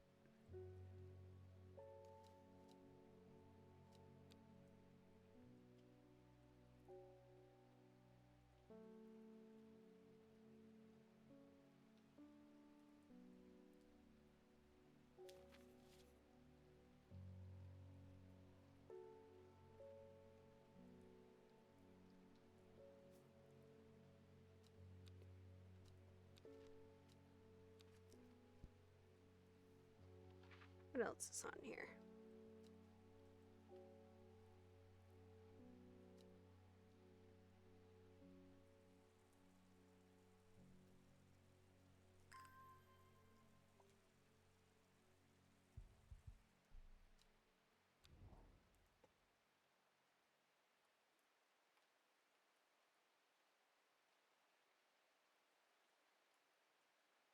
Elderfinium grows here.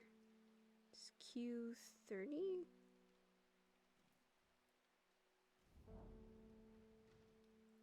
Whoever wrote on my map has been very helpful. I would never have thought to come out to this desolate place in search of plant life, but a quick search yields exciting results.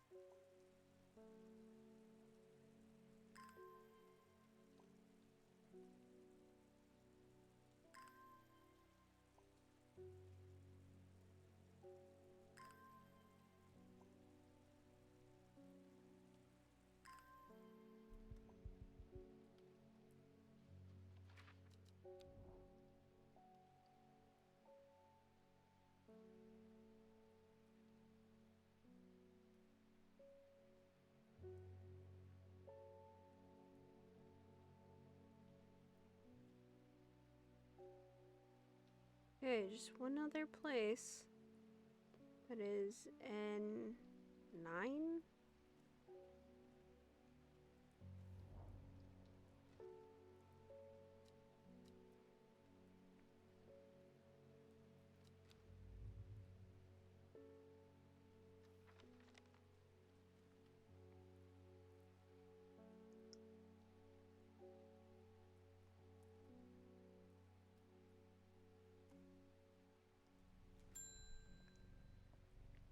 Ruben!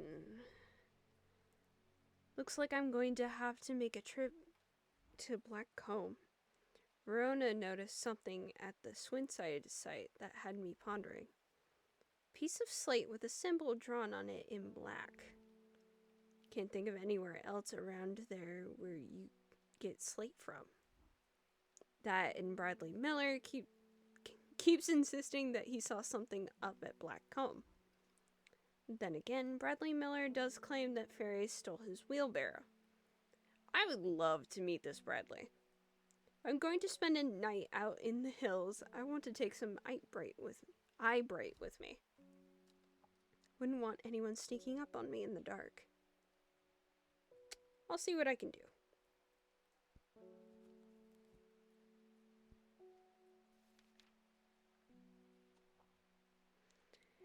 Take care not to touch its brightly colored thorns. They will not do lasting damage, but they contain a small amount of venom that will cause a severe pain for several days after. Jesus fuck. A plant that only grows to the south in warmer climates, where they call it the loth after a long dead king. Known to improve eyesight at night, even in the darkest places. Brightly colored thorns. This?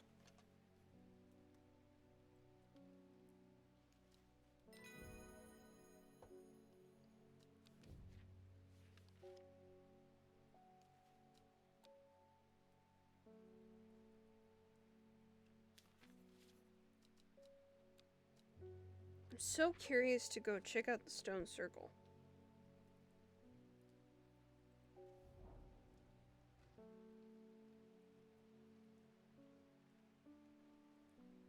I shudder at the thought of what happened here. If these stones could tell us what they saw, a chill comes over me and I realize I don't want to linger. Interesting.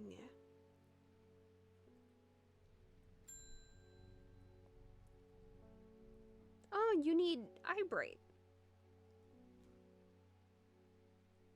Or not eyebright, Dranthium.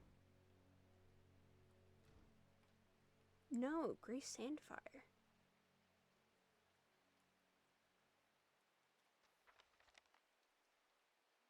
This is Forest Bear. Does it ever stop raining in Undermere? You have a reputation in town for knowing about unusual plants. I need some gray sandfire.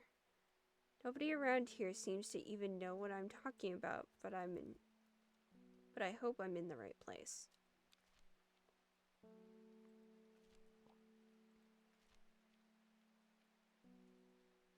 Sandfire has a tough outer bark which has many useful properties. Some chew it as a form of dental hygiene, taking care not to swallow it as it can cause some unpleasant stomach distress. The flame-like tendrils give off a smoky scent, adding to the impression of a roaring fire. I've been holding on to this one from the beginning.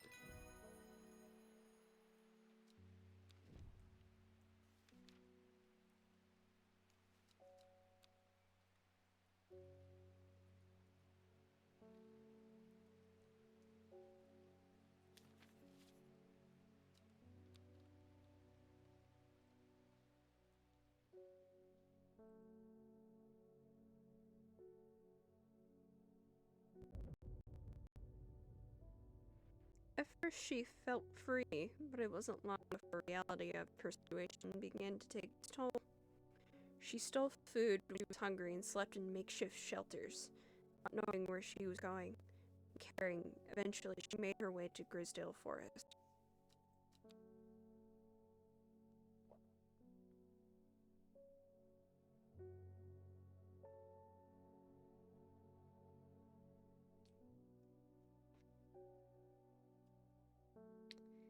Lowick to Ilgill Head, Foxfield to Crinkle Crags.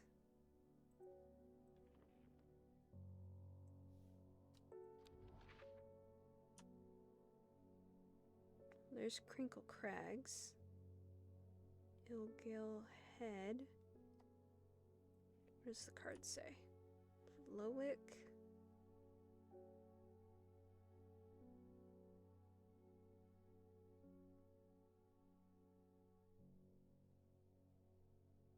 Crinkle Crags to Foxfield.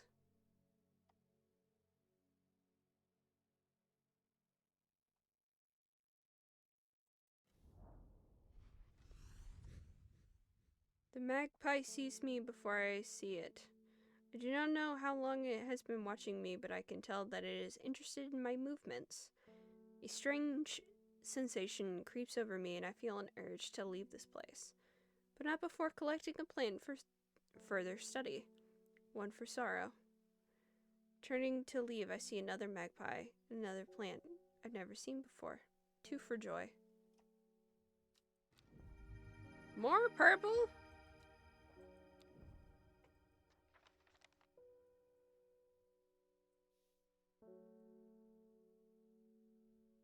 My god. So much purple.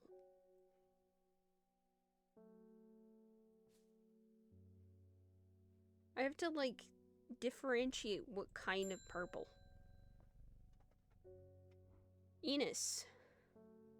Ignoring our offer was a mistake, horticulturist. The Dendru has awoken. The redemption is upon us, and when it arrives, you will not be spared.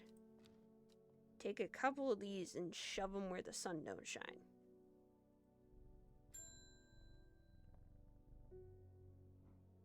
My mind is clouded, dark.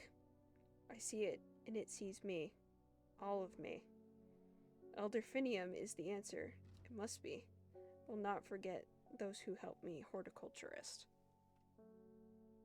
I found that one a while ago. I still remember what it looks like. Here you go.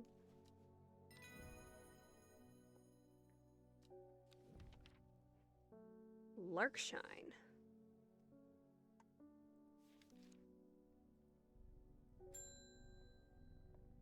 Grace Enright. Why is there a Y in your name? My mom was into horticulture. I found this among her things. Golden light, that's a plant, right? Not sure what long Meg could mean, though. Is that another plant? Anyway, I thought you should have it, just in case it's any help. She loved the shop. Oh. That's very sweet of you.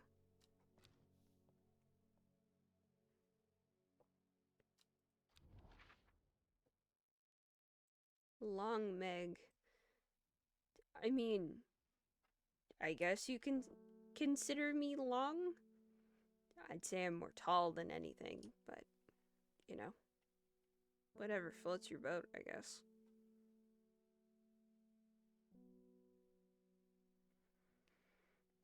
I believe Long Meg is a mountain.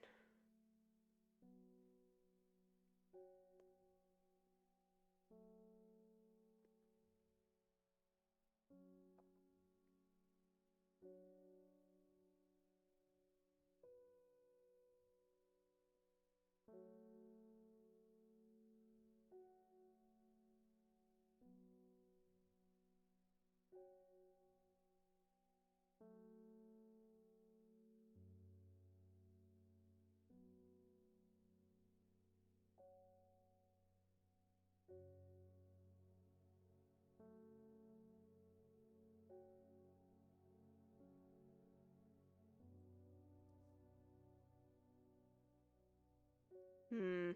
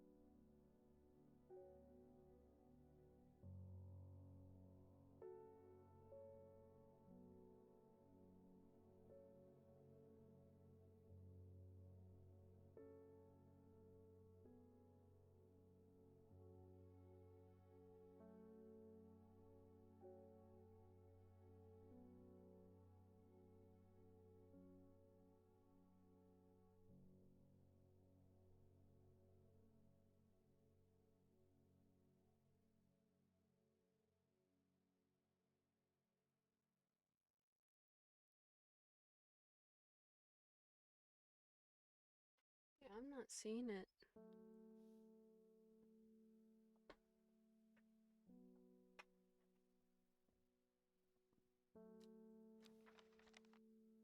Wonder if that's like an alternative name for something.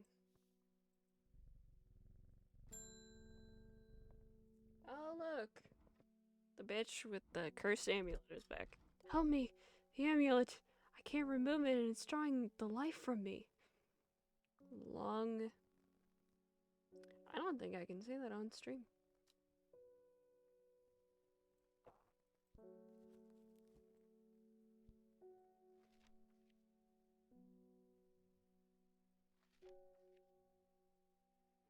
Sometimes called Witch's Remedy.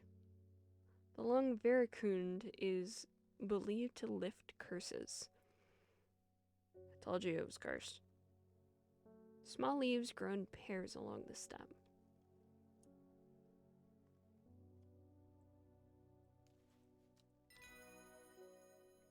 I can feel it working. Thank you. Next time, don't put a very obviously cursed item onto your body. And then do the ritual to enact the curse.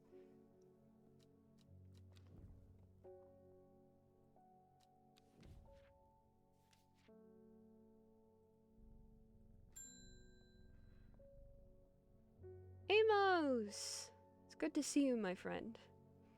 I've been on the road so long, I'd started to wonder if you were still on the other end of the letters I've been sending.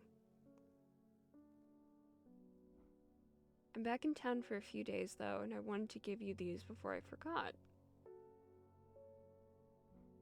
I found them in the pocket of an overcoat that belonged to your uncle.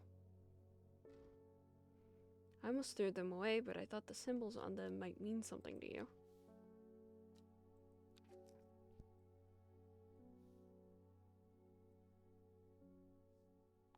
So, I don't know if you guys can see this clearly, but you can a lot more if I zoom in.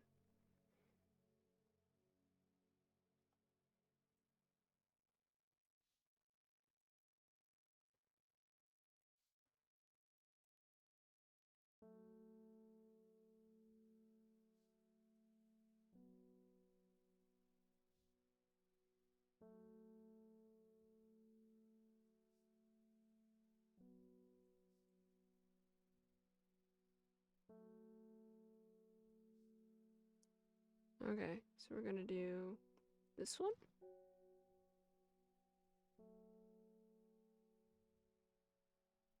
Oh no, I have to turn them.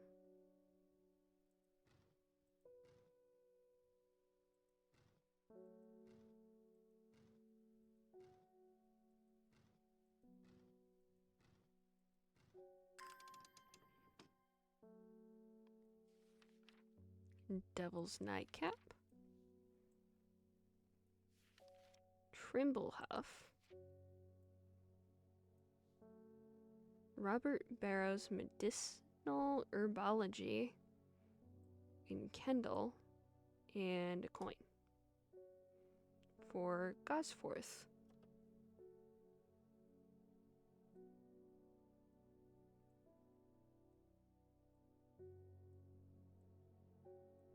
Maybe let's go to Gosforth.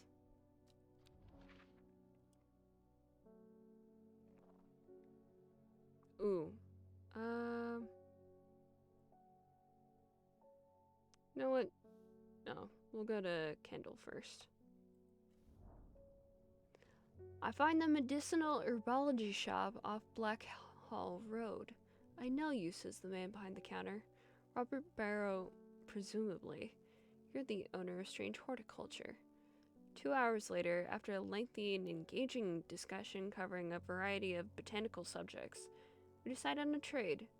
Turns out Robert is a collector of unusual fungi, and I have just the thing for him.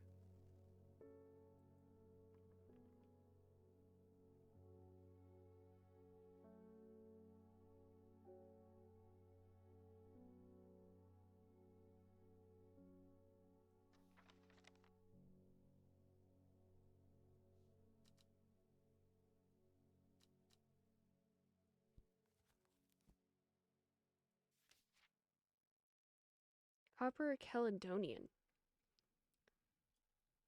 This plant has a rejuvenation effect, but most who have tried to benefit from its properties have come to realize that it is a curse, not a blessing.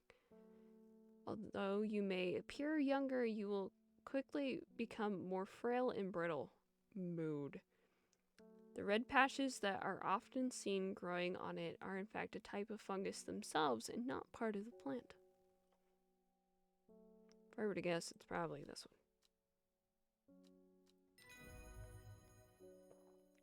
one. Ooh! Oh, those are funky!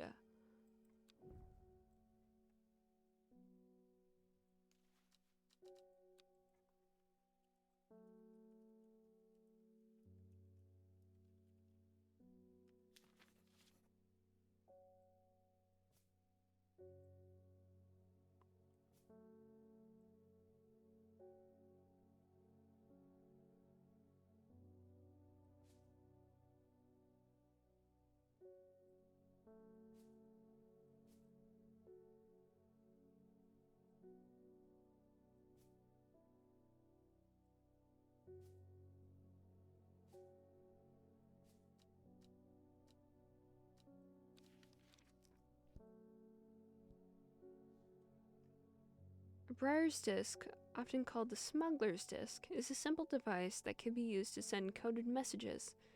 The location of the cached cargo, for example. The principle is cunningly straightforward, but the code is undecipherable to prying eyes. Both parties must be in possession of a disk of identical size with the same symbols etched around its edge in a map.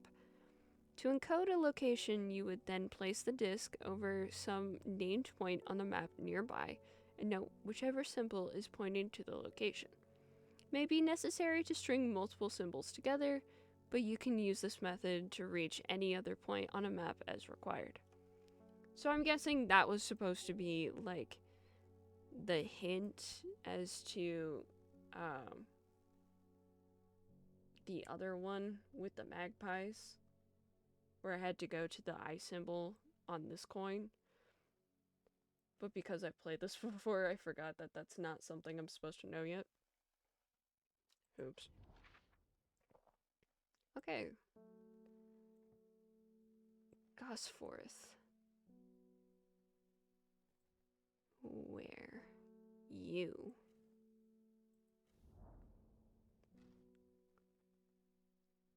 Oh.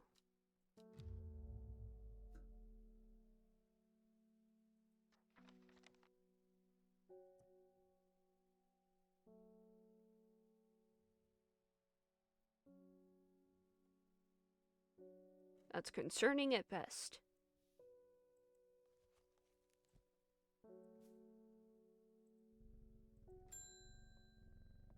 Simone! How are you doing? I have no idea what any of this means, but it seemed like something you would find interesting. Found it while clearing out the nook off the east wing. Baylock's elixir. Made from the crushed petals of 3 distinctive plants, Baylock's elixir is a protective, potent aid to memory, allowing those who drink it to ensure that they retain important information that they will never forget. Care must be taken after drinking, however, to avoid the fate of Grey Gale, who slowly lost her mind after taking Baylock's and staring at a blank wall for 12 hours. Oh, honey. Yeah, I can't imagine that being good.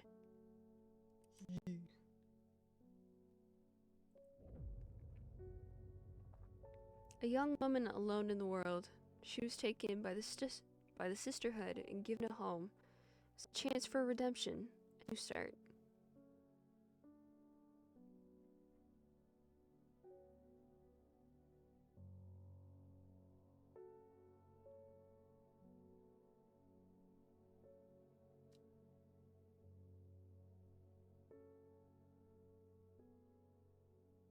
Did someone fuck with my flowers?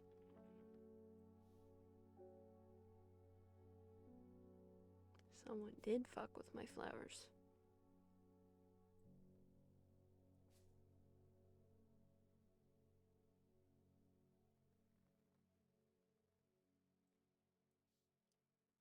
In Tibet, a noble elder stood silently watching starry skies. So, find Tibet.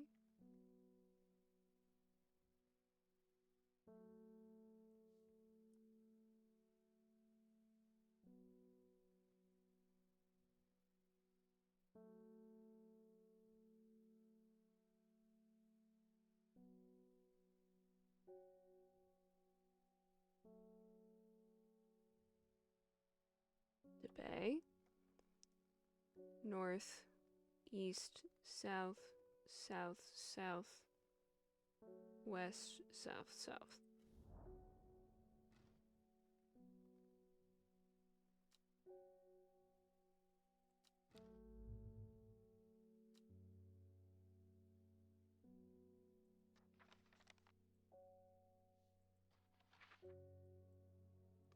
In Tibet, noble elder stood silently watching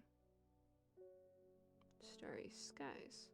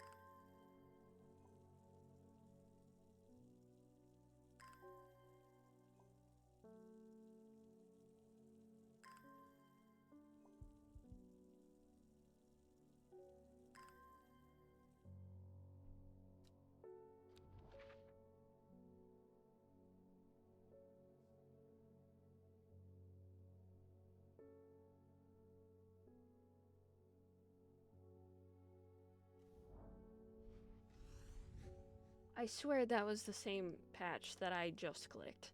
But okay. Find myself on a patch of moorland, surrounded by jagged peaks and menacing clouds. A distinctive plant stands out against the swaths of purple heather, and there, another. Blue this time.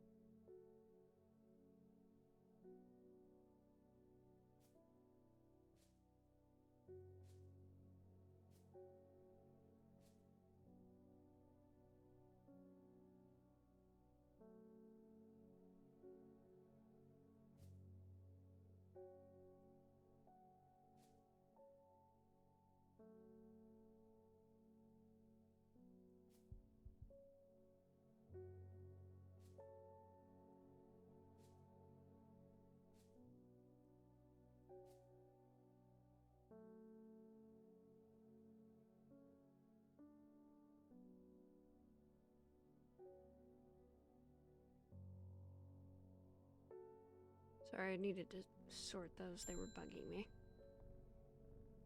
Simone! Long Meg? Sorry, not heard of it. I'll keep an eye out for you in the library. Okay, so I wasn't supposed to be able to find it. As long as you get me some fever kiss, that is. Too many late nights at the library are taking their toll. It's this one.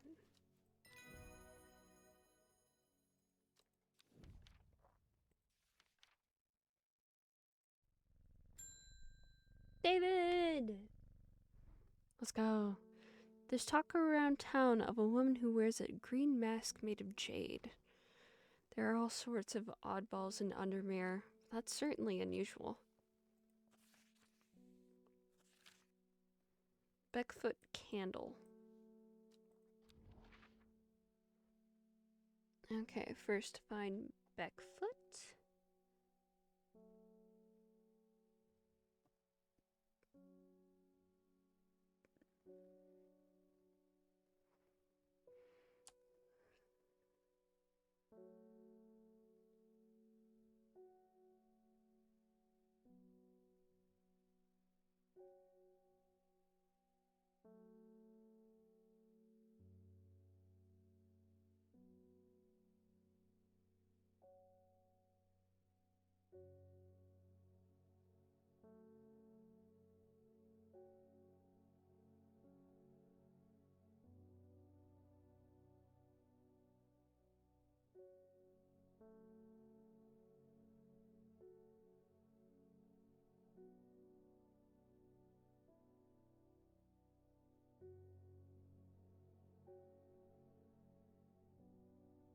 There's Beckfoot.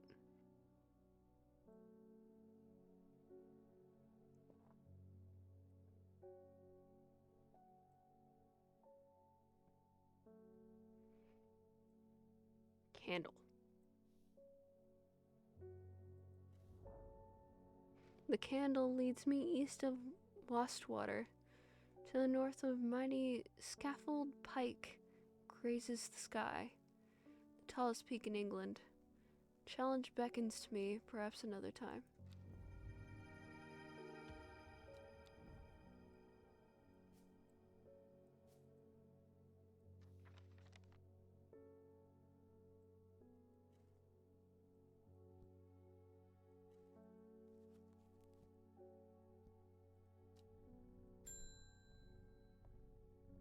forest.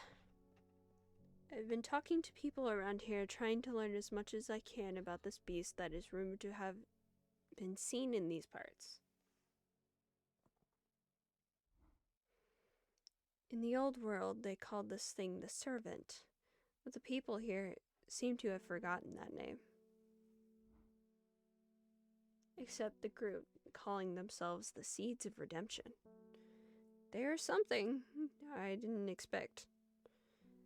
They've made it clear that they want me to stay away from the Servant. They seem to worship it. But I'm getting distracted. My Duranthium supplies are low. I need more. Boy howdy, do I have a treat for you. I have no idea how I managed to click the bell instead of the button, but, you know. Ruben, you look worse for wear. Crept around Black Comb 2 nights ago in the pitch black. That eyebright is some potent stuff. Could see clear as day. Upon the fell, I found a shallow pit full of skulls. Oh, dear God. Some deer, fox, badger, some human. There was an eerie silence about the place, and every part of me was screaming to get out of there. Back down on the flat, I heard a terrible noise. Like an axe maker's whetstone, but unmistakably animal. High in the ridgeline, I saw a cowled woman wearing a jade mask, watching me. Beside her, something dark, inhuman, bloody huge. I don't mind admitting that I'm out of my depth on this one. I need to speak with Verona again. While I'm here, I'll grab some wild coal for my pounding head. You'd be out drinking too if you'd seen what I did. I doubt it, but I understand the sentiment. The purple berries are recommended by physicians in place of hair of the dog mentality as a tonic for those suffering the effects of having drunk too much the night before. There are some who consider wild coal a sacred plant, perhaps owing it to its rarity, and claim that it is bad luck to pick berries from it.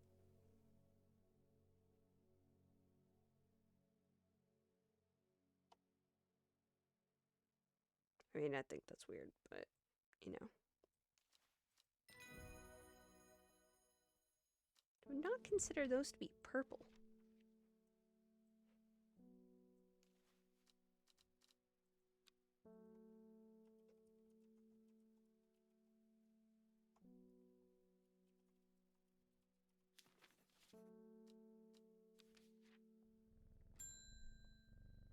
Amy Sullivan. My son is very sick. Someone told me about a mushroom that produces a thick, milky liquid that will help relieve his stomach pains. Willing to try anything. Enjoy some Bishop's Parasol. Rona! There was a dude in here who wanted to talk to you. Poor Ruben, he looks a little worse for wear this morning. No kidding. Took it hard when his wife died. Never did quite give up the drink. I think I know what ritual was performed at the stone circle. It all adds up. It was a summoning spell. Someone called to something across the void and tried to bring it here. With the state of that body, all torn to shreds, I'd say they succeeded. And then the gilded dendra, that really got me thinking. I found this in Dr. Worthing's bestiary. Little light reading for you. Headed to Grisdale Forest again. The Sisterhood will know more. It has many names. Some call it the Woken Dendro, believing it to be related in some way to the deadly gilded dendra plant. Others call it the Night Stalker, the Miasma, or the Dread. The most common name for it in the Shires is the Servant.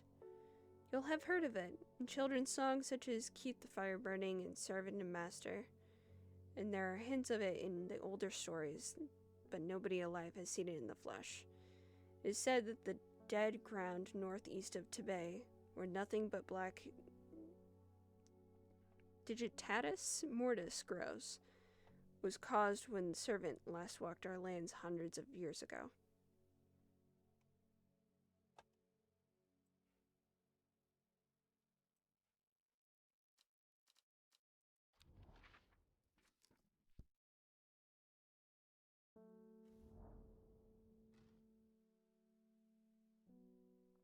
The wide area of blackened ground here is known to the locals as Dead Man's Field. Dark mushrooms protrude from the soil, like fingers reaching out from the grave.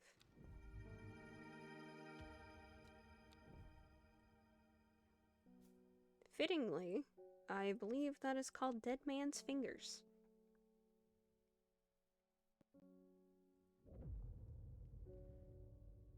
Every day she attentively follows the teachings of the Arda. Every day she patiently performs the tasks given her. Every day thoughts of the book each day at the mind.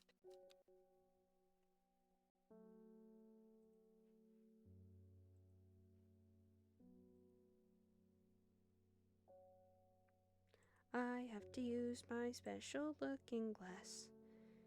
A secret uncovered is a secret no more. 2 miles north of Foxfield.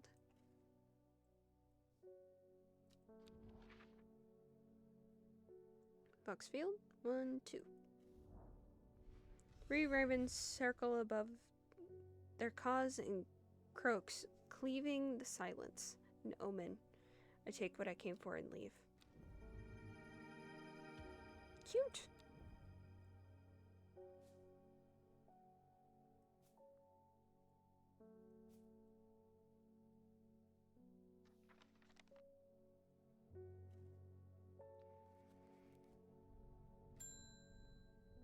David! My favorite mailman. One from your librarian friend today. Ooh, I get to go somewhere. In reference to your question the other day about Long Meg, I'm afraid I do not have an answer, but Calder Abbey has a wealth of knowledge on local lore. If you ever go there, the monks will request a plant from you. They won't tell you what they want. A sort of test. They've never allowed me to look through their stacks. Simone. I guess we're going adventuring. Calder Abbey. Where was that? A small window opens from a much larger oak door. From the darkness within, a voice proclaims only a friend may enter. You want Fox Button.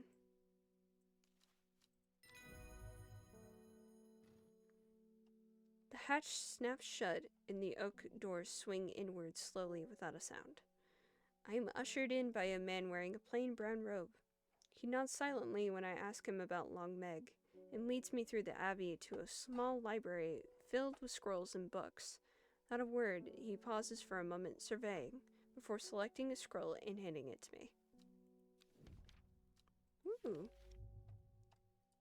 Regarding Long Meg, there is a stone circle north of Undermere. According to the local legend, some hundreds, perhaps even thousands of years ago, a witch known as Long Meg lived nearby along with her daughters.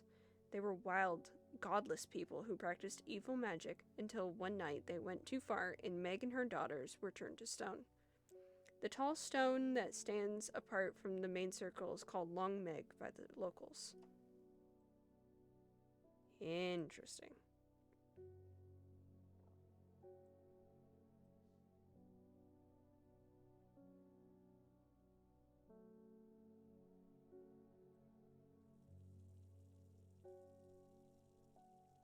Strange nickname for a witch.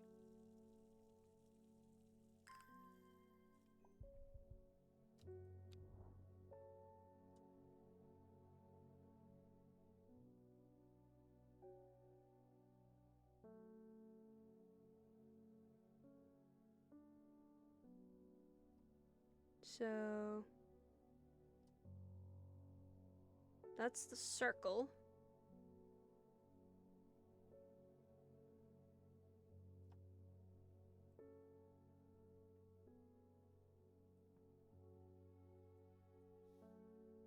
Nope, don't need that. 1, 2, 3. 1, 2. The river is in its youth here, flowing swiftly through the rocks and with a melodic gurgle. Among the tall grasses that line the riverbank is a much more unusual-looking flower.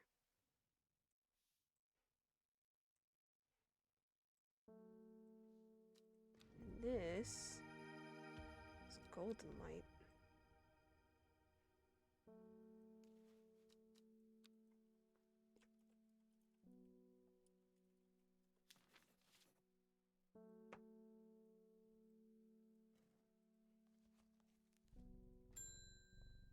Morona! The sisterhood are trying my patience again. The old Arda was around. She's not. They've kept secrets for hundreds of years. If ever there was a time to share them, it is now.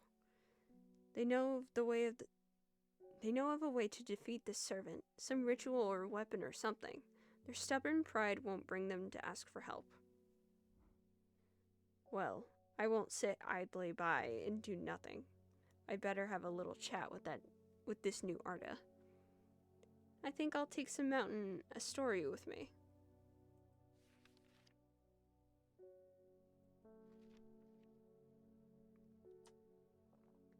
Promotes an aura of confidence and persuasiveness. The large cup-like flowers produce a stale, damp smell. I'm guessing that is a cross-section of a stem. Large cup-like flowers. Maybe this? Yep.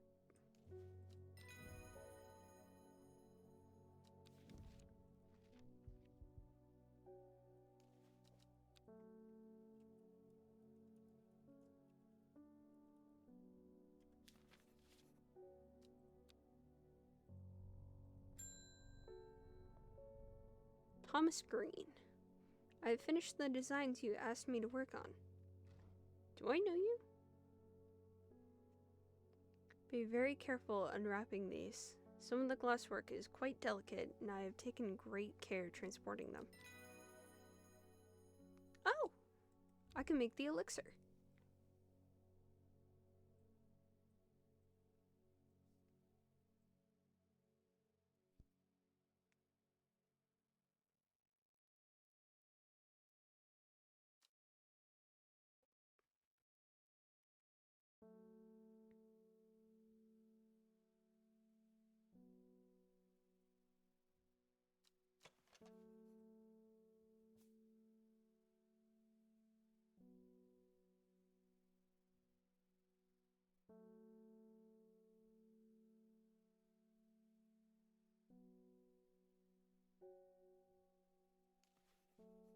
That looks like one of them.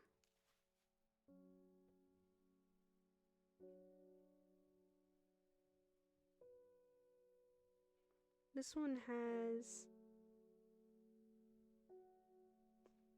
9 petals. Nope.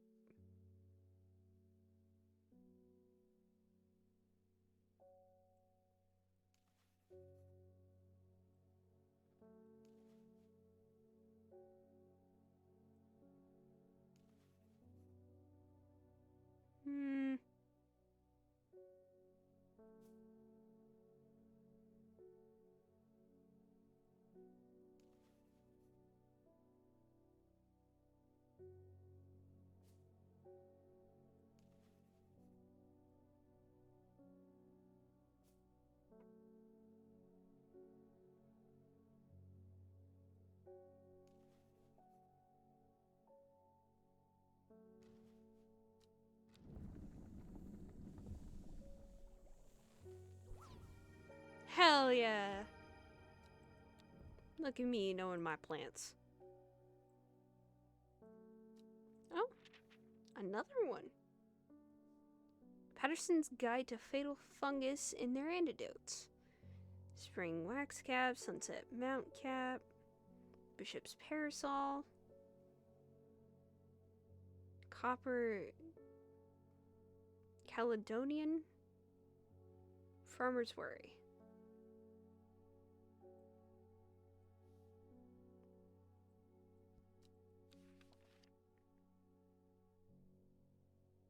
So is that like a freebie that he threw in with the kit, or like what? Oh, I didn't label it before I put the thing away.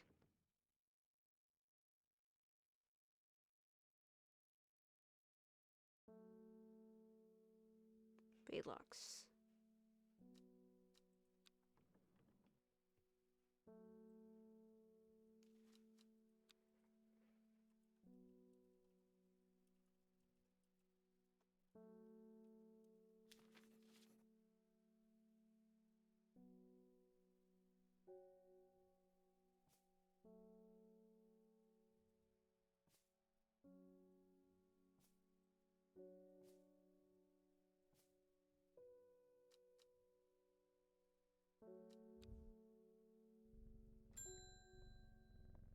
Bethany Coleman. The new Ardo wouldn't like me being here, but the forest is in danger. I spoke with Verona Green earlier. It's bad. The Dendru has awoken, then it will come for us. You must place an offering at the altar of Arduina. Okay.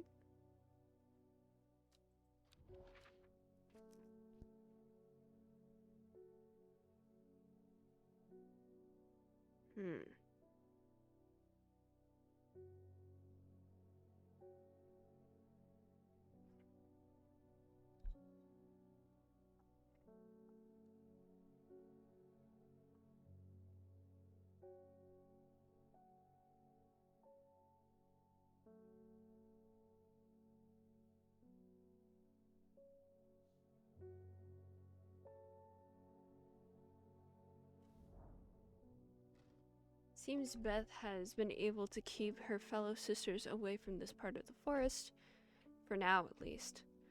The trees are thick here, old too. The altar seems to belong here, as much a part of the forest as the gnarled trunks and twisting roots. I must place an offering to the goddess Arduina. Ember Soul or Cauldry?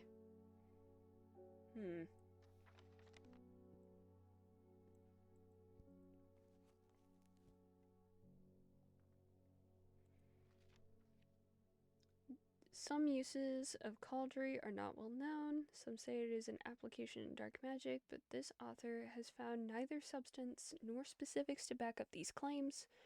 Those who worship the huntress Arduina place the flower as an offering to ensure a successful hunt. It grows from a thin stem with small leaves. The other one is Ember Soul. Ember Soul is thought to have protective properties. It is sometimes given as an offering to various deities in return for sanctuary. Probably that one.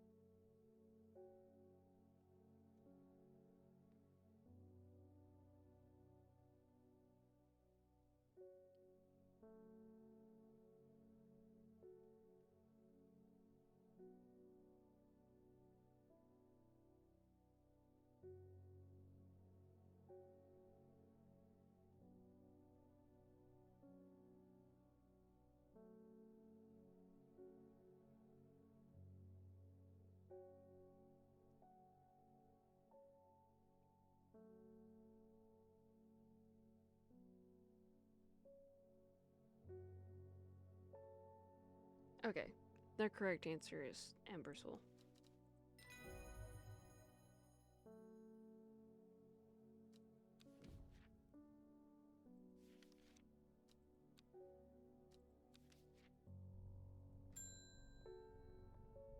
Natalie Cooper.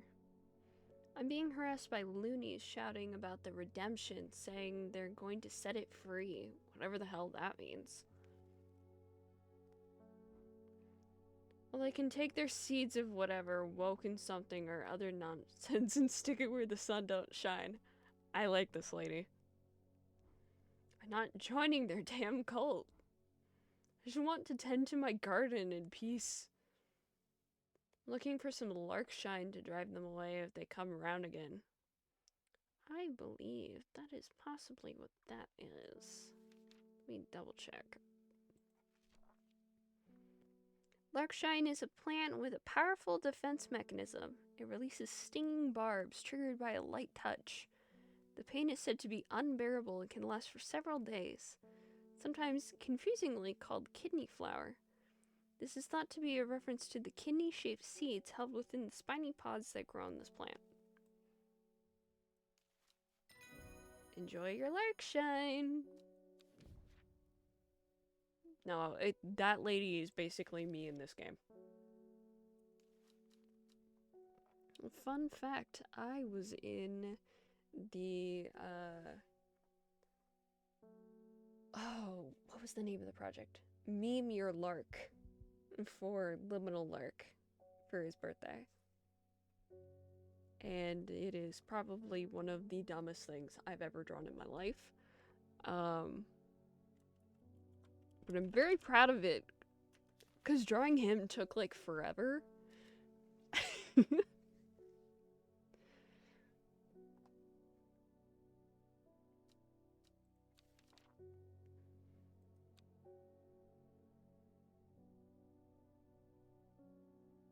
don't think I've shown you guys it.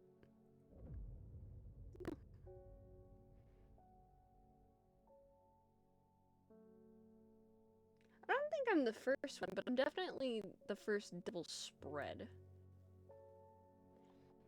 In time, she learned the sisterhood had secrets. Or had she always known that? Had she come to them by chance, or had she sought them out deliberately? She wasn't sure, but by now she knew what she wanted.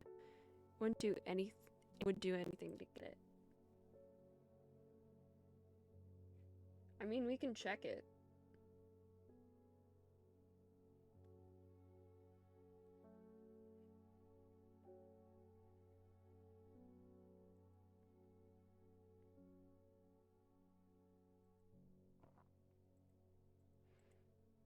Taking a slight detour.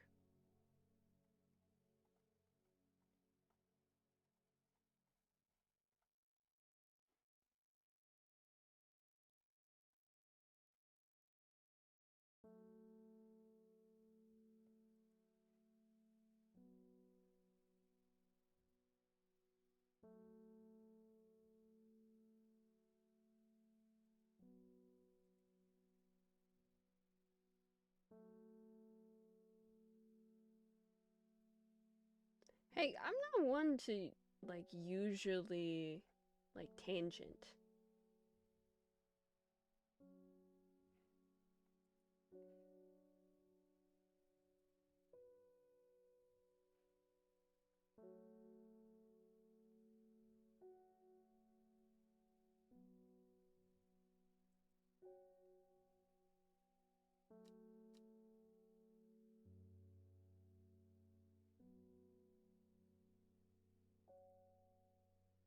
Here we go.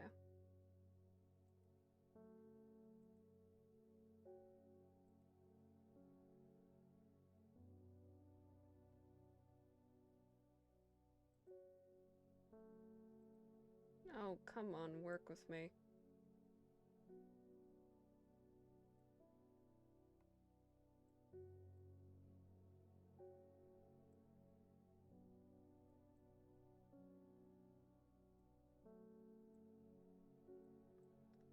If you are familiar with other people in the space, this was led by the very lovely Helia. Would strongly recommend working on any project with them.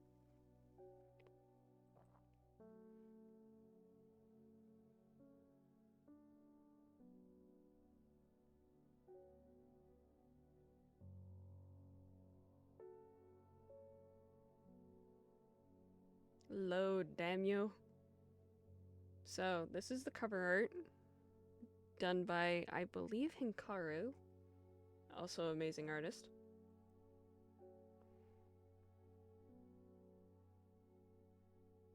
Yep.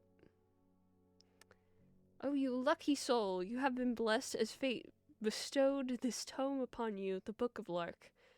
Peruse these pages with caution. Stay vigilant and don't let yourself be caught in the web of words, as the Fae aren't to be trifled with.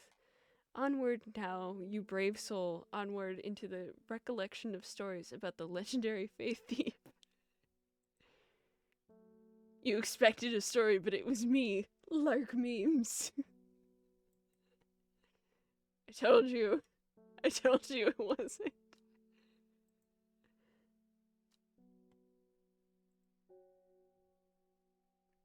Oh, why did I move?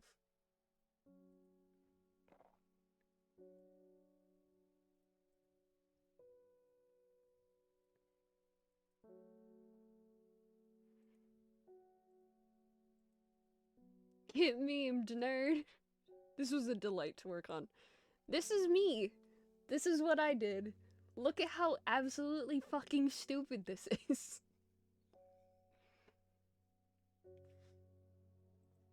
Let me center it better. It does not want to center. Why? I guess that's what you're getting. Oh, what is missing here, and I can show you guys, the border blocks that the Paris has, it has middle fingers.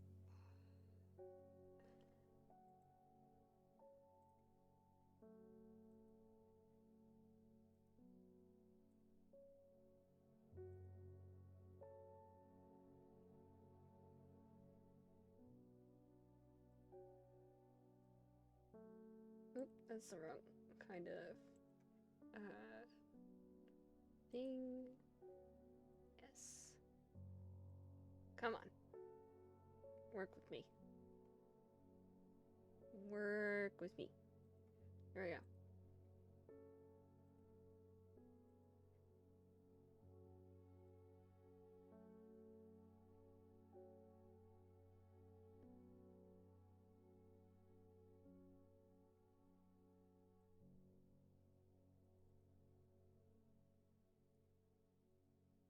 There we go. There you go, you can see it. Little middle fingers. Mingle fingers. Yes, I'm very proud of this stupid thing.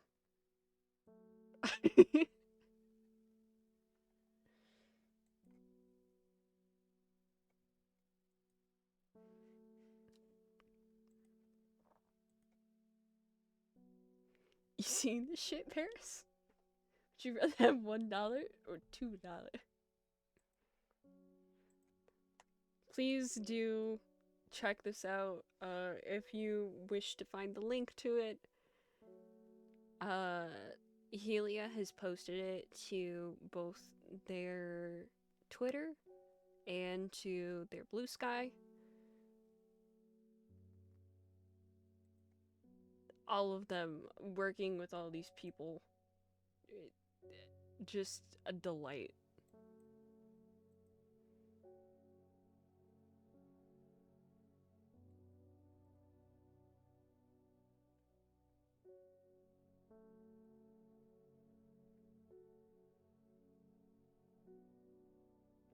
I don't remember seeing this one.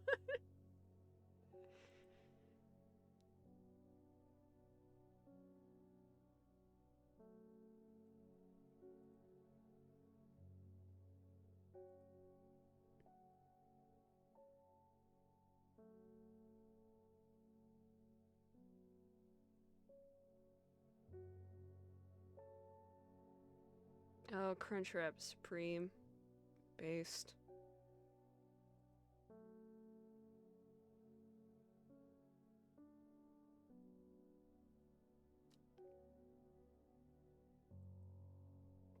Yes, it was very fun to work on. Anyways, back to the game.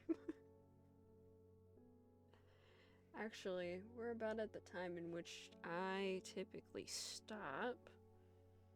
What day are we on? Day 11. Ooh, how many days are in this game?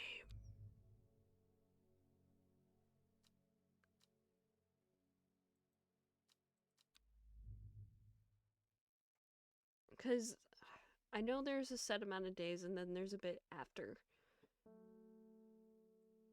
where you actually like finish out everything and get all of the things for it. I think what we're gonna do with me going on that tangent is that's where we're gonna stop and we will finish this tomorrow. Is that fair? I feel like that's fair. Mostly because I'm fairly certain the people in my chat right now will kick my ass if I don't go to bed.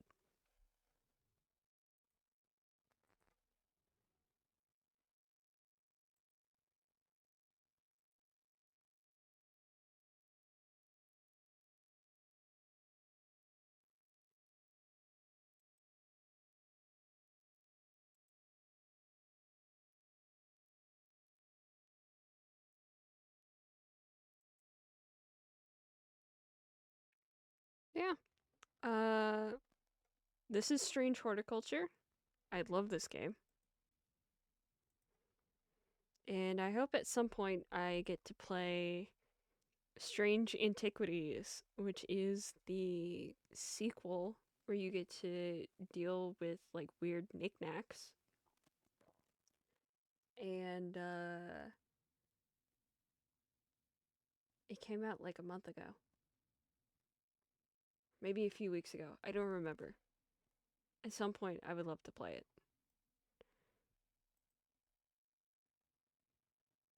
But yeah.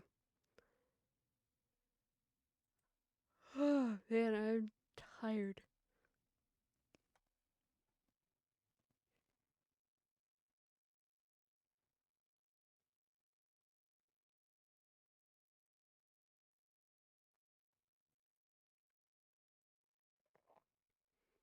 I also need a fucking snack before I go to bed.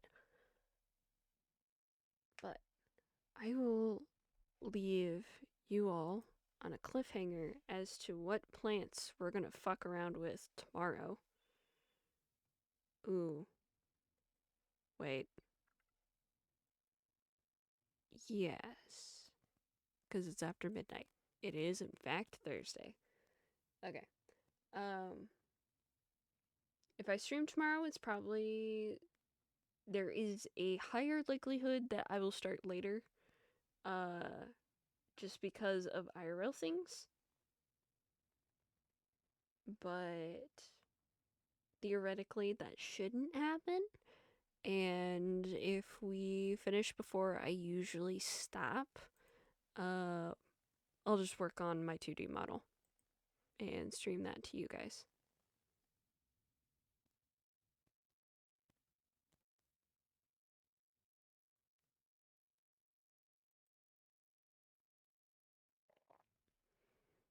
But yeah, so I will see you all tomorrow. We will finish. I almost said Strange Antiquities. You can tell I really want to play that game. We will finish Strange Horticulture, including the entire storyline and the little bit at the end where you 100% and label the rest of them. And yeah, I'll see you all tomorrow. I hope you guys sleep well under the many moons tonight. I know I will. And yeah. Also, I feel like I need to clarify because I just started saying my outro. The outro wasn't intentional. It just started happening. Like, it doesn't feel weird saying it. It doesn't feel like I'm forcing it. I don't know, it's weird. Yeah. Bye, guys.